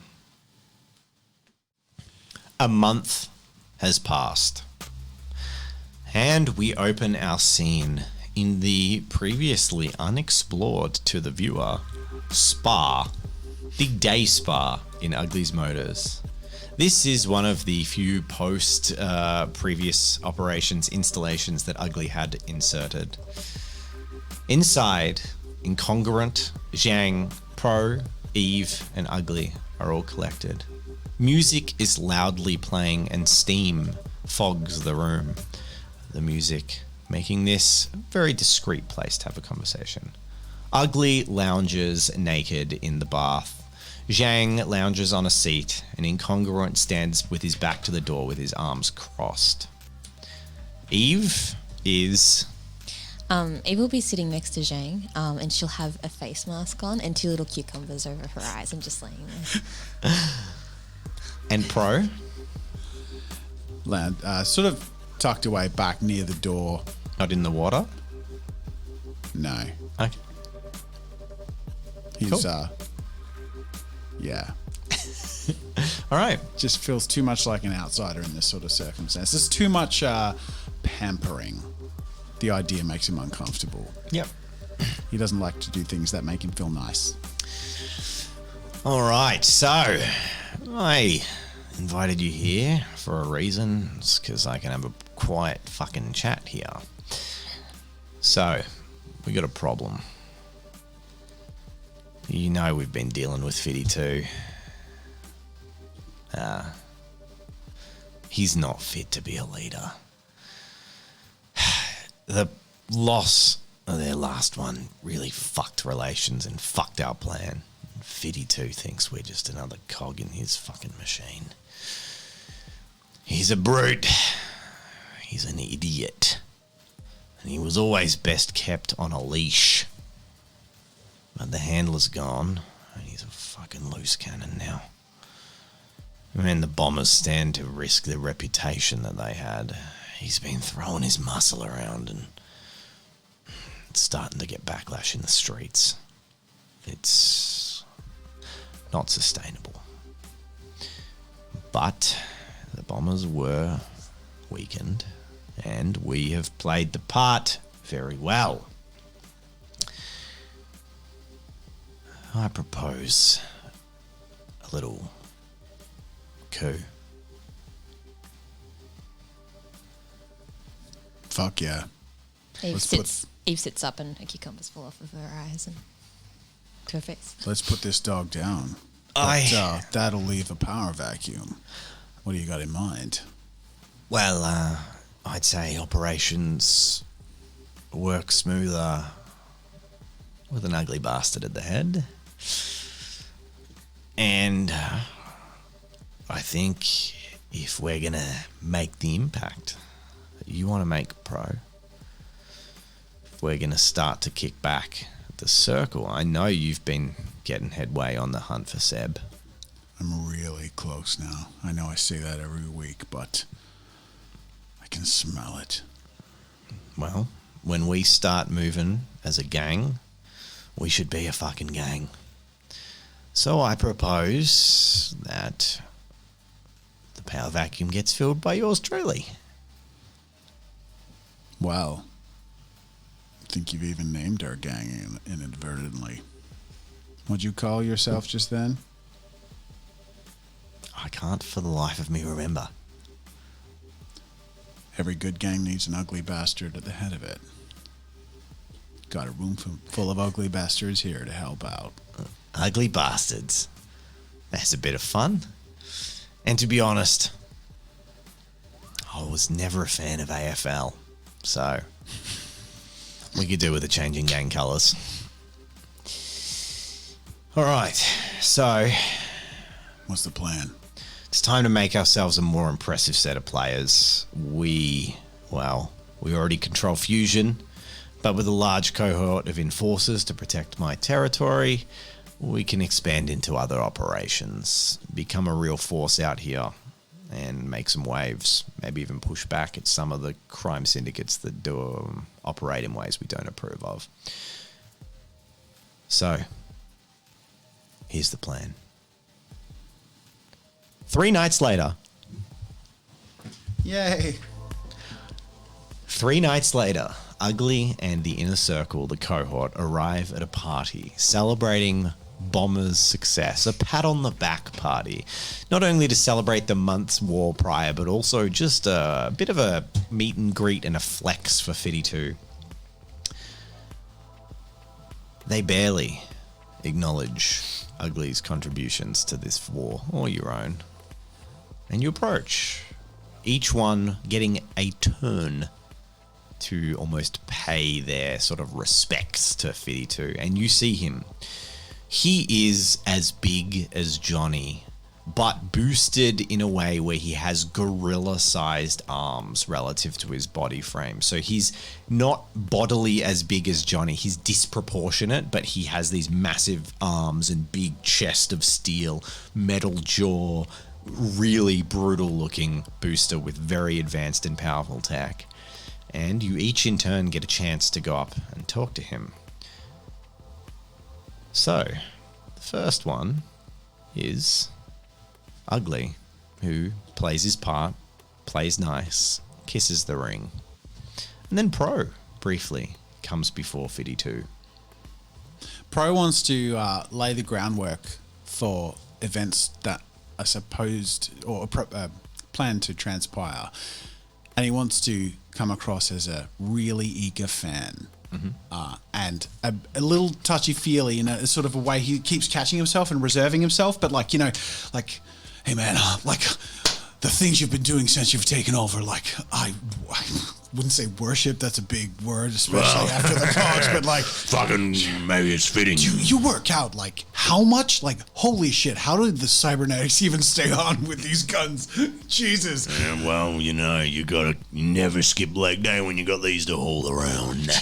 There's a lot of weight you're carrying there, you pack heavy. Fucking, that's And I'll, what the like, women slap, say. it's like strategically just sort of playing to his like mental accepting yeah. of it, like slap him on the arm. It's just like, look, look, ugly's, great and all. I sort of roll my eyes surreptitiously, but I'm like, if you ever have any openings, I'm a pretty good doorman. I can just make sure only the right people get in, if you know what I mean. Well, you scrawny little cunt. Come on, maybe when you get a bit more boosted. You know what? If you're ever willing to give me a recommendation, I'll take. Anyway, I don't want to cramp your style, but big fan. All right. Sort of like You move skulk through. away. Eve briefly walks up. All right, hello. Hello. I've never seen someone this boosted. Oh God. I am Eve. I hold out my head. He gently grabs it, which looks ridiculous, and like in a bad pantomime of old-timey chivalry, kisses your hand. I don't say anything. You just let it, and then you're like, yeah. All right. And the evening goes on. But after a while, Ugly starts to insert some ideas. Johnny, you're about the same fucking size as Vinny too. I reckon you got him square down in an arm wrestle. Oh, he's not saying what I think he's saying. Holy shit. No way. I like lean over to like someone else, like someone part of the other gang, and like tap him on the shoulder. I'm like, Johnny's never been beaten in an arm wrestle. I can't believe he's going to say this. Just watch. This guy, I don't want to disrespect the esteemed leader of the bombers by even insinuating, but it is true. I've never lost. His eyebrows raise at this, and with a bit more jostling and some peppy shouts from people in the room. Yeah. I move towards someone who's like one of the peppy shouters and sort of like nudge him. It's like, I know, right? Like, trust me, this is a show. And like try and amp them up. But also I'm trying to establish myself as moving and touching. So it's just sort of my thing. I'm hype, part of the hype. But yeah, building that energy. Come on, boss! Come on, fucking do it, mate! It goes on. They're all encouraging him, and it happens. Sheng walks into the room. All timed. It's all timed. And she is dressed in an unusual fashion. She's wearing skin-tight, like bike leathers, and while still wearing her helmet, you have never seen her deliberately sexualize herself this much. And she has her robotic prosthetic hand is completely displayed and like on show. Her tech is on show, and you get the impression that 52 is a bit of a robosexual, to borrow the term from Futurama. He's into that sort of thing. And she walks in with like practiced attempt at seduction as she goes down right as this arm wrestle is about to take place. His eyes snap briefly and is distracted as arms clap together. I am opposite Zhang. Sort of knowing his attention is on her, I'm sort of parallel and in the opposite direction. Circling. Incongruent rolls his sleeve up. They get ready to begin, and I reach in, I like grab, like put my hand on top and I'm like, all right, gentlemen, make it a clean wrestle. May the best man win, or, best out of 3. A huge amount of testosterone flows through the room from one side, and one side well acted as they jostle. And Incongruent is not a shoe-in to win. They are struggling. The back and forth pushes. Zhang moves about in such a way to continue to distract this beast of a man. I move over towards Incongruent's shoulder first, and I like slap on his shoulder, just like, holy shit, dude, I can't. Oh, I knew it. I fucking knew it. And I like sort of zip over around to the other side. I'm like, yeah, man, you got this. And with my, under all my clothes and hoodie and suit and all this stuff, I have some wiring through my clothes, just various connective tissue to connect to my cybernetics that allow me to channel through. And in this short period, I sort of surreptitiously build up the energy and touch the back of his head where he's got an implant that blocks hacking and overload it. And right, like clockwork, as these things happen, as you're leaning in, Incongruent squeezes the hand and says, "Your strength is truly impressive, almost as impressive as your well-known idiocy and your augmented manhood, because you lack in such a regard." Attempting to belittle in a way where he's slightly off as a robot. And as the hack goes through, at the same time as Incongruent is barbing insults to get the attention, there's a glass shattering as Zhang drops a glass and bends over, posterior directed directly towards this guy. And it all happens like 3 things at once. Overload. Before he can even process what happens, his external device that protects some hacking disappears. And as Zhang stands up, she turns her head, sliding her hands up her body, and then points a finger at him. And a preloaded set of hacking packages start to fly between the two, unseen, of course. All happening together. He seizes briefly. There's a moment of hush as 1 or 2 people might have noticed that something is amiss.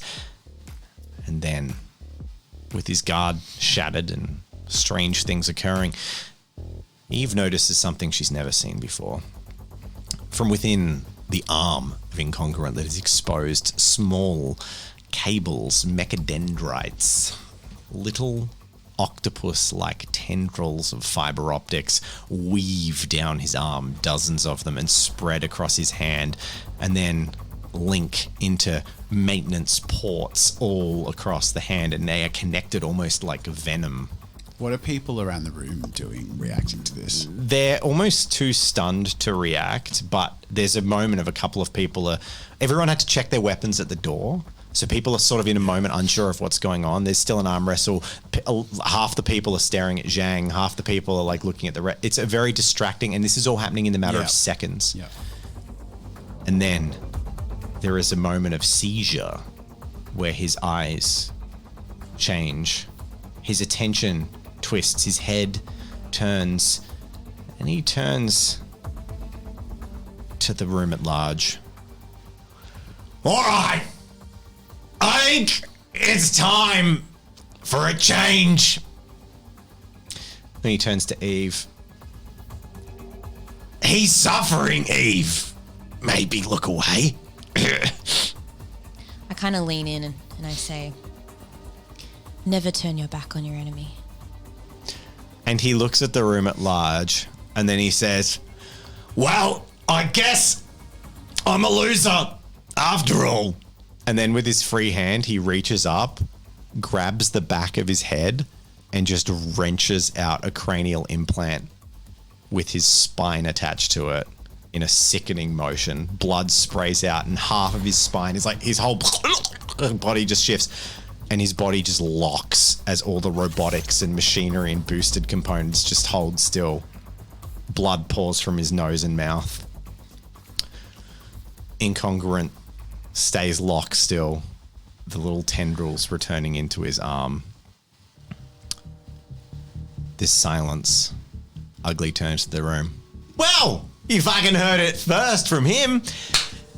There's a bit of a change of plans. You see, that guy was a fucking gorilla. And, well, I'm a handsome gorilla. So, here's the deal. You work for me, and things go back to the way they were. You don't have to kiss any boots. You know, it's pretty chill. Or, Johnny, fucking rips your head off. There's a moment of silence. One guy steps forward to like take the place, like charges in as if he's going to do something. And as the last tendrils of 52 and Incongruent start to separate, as he rushes forward towards Incongruent, it's not Incongruent that moves, but 52, that free arm still holding spine, just and grabs the guy by the neck and just starts crushing it. And you slowly watch as then Incongruent fully detangles, but he leaves the arm in a deadly, suffocating grip, just locked with motors, and the guy is just sitting there trying to breathe as the dead corpse of 52 is strangling him. And then Incongruent stands up. Anyone else wish to contest the new leadership? At this point, obviously, I've dropped my act and I've sort of turned on the crowd at large and standing sentinel-like with the rest of Ugly's crew in the room, clearly taking control of the situation. Are there any cybernetics in the room that I could just sort of give a little jolt? Yeah, everyone's a booster. You can flex a bit of your power. So I basically just do a little bit of that, just like a gentle blanket over everyone, like this, like buzz of just that slight twinge of electric pain that's not quite hurting everyone, but it's definitely making people pay attention. Like that feeling when someone's got you by the balls, but they're not going to do something, but you know they could. As this still silence and awkwardness settles, Conrado was in the room at the time, and Ugly sees him. Conrado. Yeah. Everyone in this room knows you. You were a bomber until you lost your arms. Yeah. A lot of us came up together, including Kev there, Fiddy. Well, bombers, you need someone who can take care of your operations who you know. But I need someone who hasn't been poisoned by Fiddy's fucking rabid dog way of operating. So, Conrado, how would you like a place at my right hand?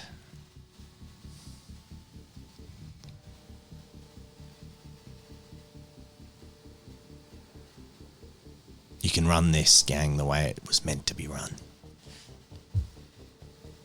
I think I could do a lot of good. A soup kitchen. That operation we can fold right into the gang. You can look after it, keep them safe. Give protection to those that need it. It's a brief moment of tension, whether the pro realizes it or not. A voice of resistance as Peter, in the back of his head, sort of says, wait, that sounded wrong, like it wasn't on the cards. Why is the soup kitchen being pulled into this? Yeah. So we got a deal?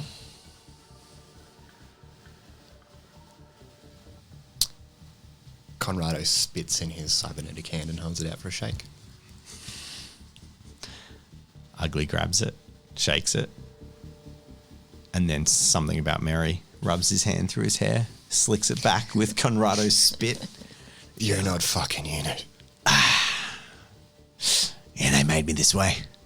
But you know what? I'm fucking likable, and I'm a people person. We got a deal. And you can see in the room that some of the bombers, this was going to end in a real, like over time, it would have bubbled after this. But there's an approval of Conrado being put in rather than Ugly being put in. And the tension abates. 6 weeks pass, and while there are definitely hurdles to the exchange of power, eventually it disseminates through the remnants of the Bombers gang that Conrado is operating as their de facto sort of leader of that aspect of what is now known as Ugly's Bastards. Over this time, Ugly has risen to be the leader of a gang that is now 30 to 40, or with his members 40 to 50 strong, and has recruited fresh members who are optimistic, uplifted and fed by the soup kitchen, and with access to some upgraded cybernetics due to what was reclaimed from the dead. There have been a few new recruits that have also now, while being boosters, been more aligned to Ugly, knowing his fusion supplies, knowing the operations of the soup kitchen. Over this time, Ugly has been leading his fusion and arms supply operation from his old HQ, while Conrado is his deputy operating more in the gang turf. But it's all in the same territory. No major conflicts have yet broken out with the other gangs, but tensions are rising as people sense a bit of blood in the water, and Ugly's operations have been slightly impeded by this now lack of neutrality. He's having to jump through a few more hoops with the other territories because they're like, well, you're starting to get big for your britches. Pro and Eve are fully fledged inner gang member circles, sharing the space with Johnny and Jang. Due to their intimate engagements and things that have happened and their unique situation. Perhaps because Ugly seems to have a big soft spot for Pro and his circumstances, they have been led into the family more than led into the operation. Songbird is recovered enough to work as she was, and she's regularly at lookout. More confident than she was before, but definitely scarred from what's happened. Her confidence almost brought out of defiance. The streets are calmer without the cogs, and operations have shifted a little bit. Conrado folding in the soup kitchen to gang operations has basically meant naught but that the credit of its operation seems to be flowing back to Ugly now. Even though the resources are coming from Seb, it has been established that this is part of the gang's outreach to keep it safe. And they are doing so. There are more enforcers, but it is a positive thing. There has been positive change with Conrado's more gentle hand and Ugly's insistence on protecting innocent people. But some minor incidences have been met with brutal violence as people have been removed as threats with the street justice of Ugly. We take ourselves to the soup kitchen, which after 6 weeks has become even more the nest of red string insanity for Pro. It's been another, I guess, binge of nights on hard drugs and raised heart rates because the red string is coming to an end and all the pieces are starting to finally come together. There is a picture being painted that lays out a reality in a period of time within the Venn district that Pro can accurately, now within millimeter accuracy, replicate, and has created a simulation that he can enter. He's just gotten back from another one of Ugly's jobs and hasn't bothered to clean himself up. He uses it sometimes to keep his mind moving in his body, which is sometimes full of jitters and hard to control.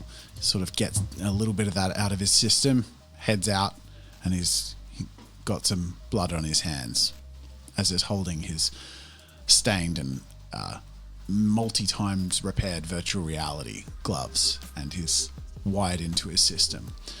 The room is now almost a parody and has devolved into the equivalent of a tech hoarder, but everything is functioning, everything is attached. Anything that hasn't added to this system, this plan, has been discarded, removed, and replaced.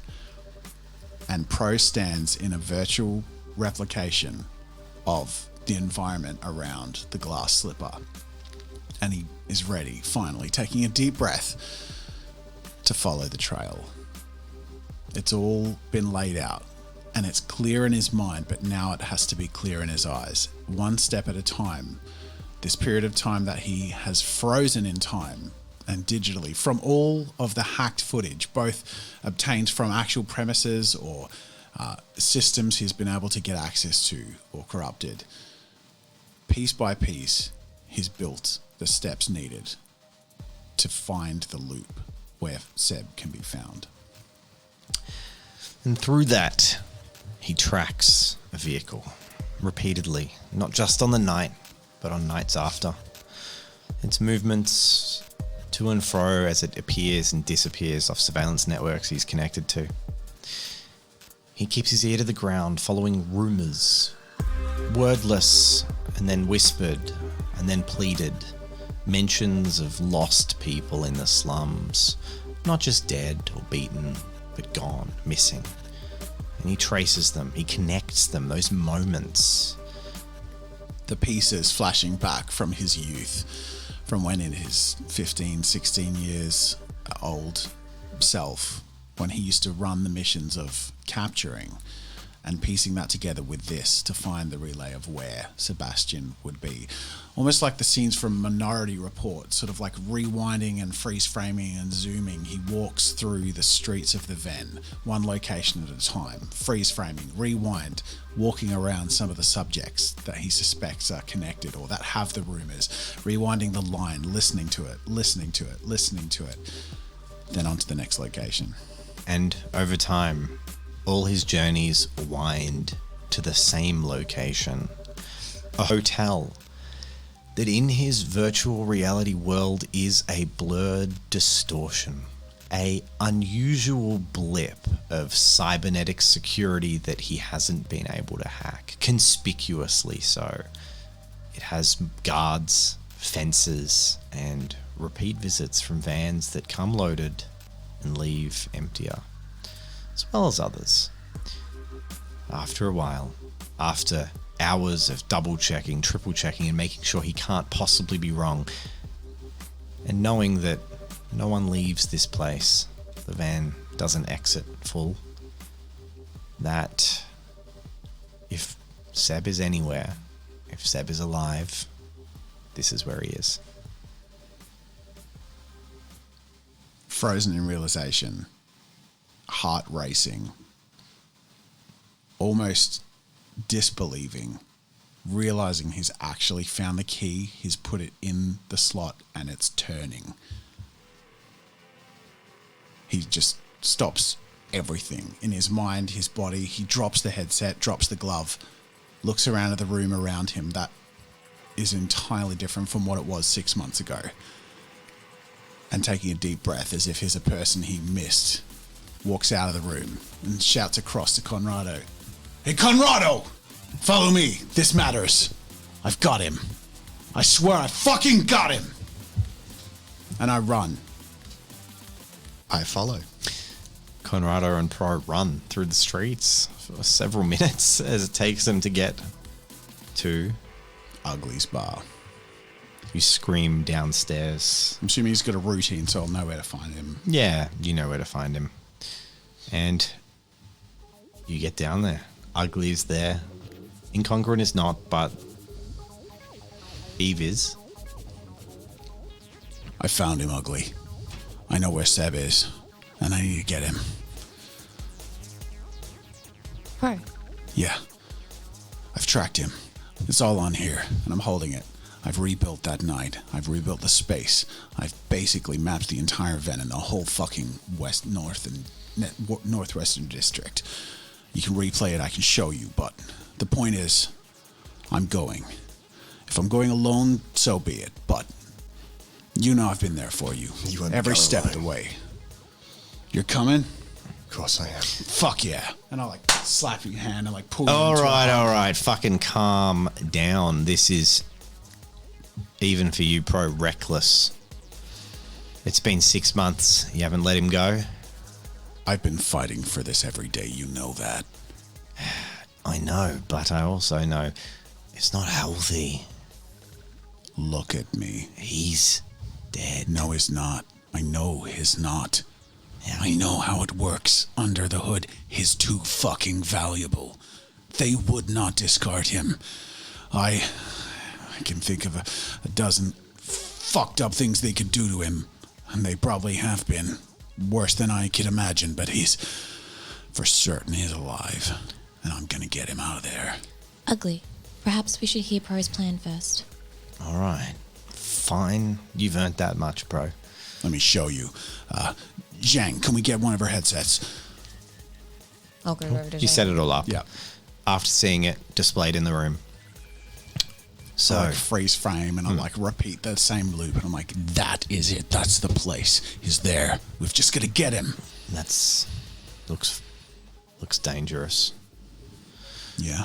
Look, the cogs were a tough nut because of fanaticism and numbers, but they fucking shunned tech. These guys, they're going to fight fire with fire. It won't be as easy. And if these are a smuggling ring, you're kicking the hornet's nest. Then we'll bring gasoline. I am walking in there, and if I don't walk out, I don't care. I understand that's reckless. I get it. But I have to do this. I'm not going to fucking let you walk in there, Pro. To save Seb. Without being properly prepared. So this time, there's a fucking plan. Deal. All right. Let's save Pretty Boy. All right. Who's coming? I'm in. I owe him. And these fuckers are in our territory. Fuck yeah! We're getting Seb back. We're coming for you, man. And I'm like, I take the headset and put it on, and I'm like looking at this hotel, standing in this virtual world, facing the place that I'm going to be standing within 24 hours if I have my way. I'm coming, Seb! If it's the last fucking thing I do! And I think Yeah, that's a good one to end on. that's where we leave it. Woo! Season 2 of Reboot is about to begin. And you know what? Are you guys ready to shit yourself? Because guess what? There's dice next time. You got to play. You got to be the kings of your own narrative for this vignette session. I like this way of role playing. Walking in just like, and I pew pew everyone, and they all die. Remember what happened last time you got in combat with dice? Yeah, boy. We have slightly improved character sheets because we've factored the 6 month dot. And you have a pointing. very improved character sheet, Conrado. From a combat perspective, yeah, I'm set. It's worth explaining. Obviously, Rob's been filling in for multiple characters. The hope is that he will get to be Seb again, but for episode 1, you're going to be Conrado, correct? Yep. Conrado. So at least you have someone on the team who is very good at combat. And he'll have 2 arms. Yes, double arm Conrado. Yes. Which was like, there was such a journey in one, like, episode, quote unquote, my which God. technically isn't an episode, but holy hell, this lays the groundwork. So, Yeah, it's been super fun. So thank you to our patrons for allowing us to make this kind of content. They're going to come up, they're going to Zoom, we're going to say their names. It's going to be great. Awesome. But Yep, they are. In the meantime, Jazza isn't used to the buttons yet. Oh my god, that scared me. come on, we're just going to shoot it down. Come on. I don't like that gun effect. It's very weak. There we That's go. better. That's All right. better. Yeah. What is that? Sorry, I dropped something off the. Oh, okay. Anyway. It's supposed to be a car Were the crash. patrons ever going to show up, or are they late to the party? Oh, Timing. the Dark Fox. Happy birthday, Jay Macy. Happy birthday, Sagacity Lost. Good luck. Nick's Nightshade. Helhetris. AJ Macy. Hey, thank you to all our patrons, even the little, all of them, the Bobby ones, little Bobby ones. Some of them bob when they come along. We are They all back, baby. It's good to be back. Yes. Wow. My heart's racing. This is so fun. I'm so excited. And we get to be back with Minnie. Hell yeah. We're going to have encounters. We're going to have all sorts of shit. We're just probably going to be talking for another 10, 15 minutes at the end of this video about how excited we are, but we should go. We'll do that 'cause with we have an patrons in the after party. Discord. Yeah. Yep. Yeah, all right. Bye, everyone. See you in episode 1 of season 2. Bye.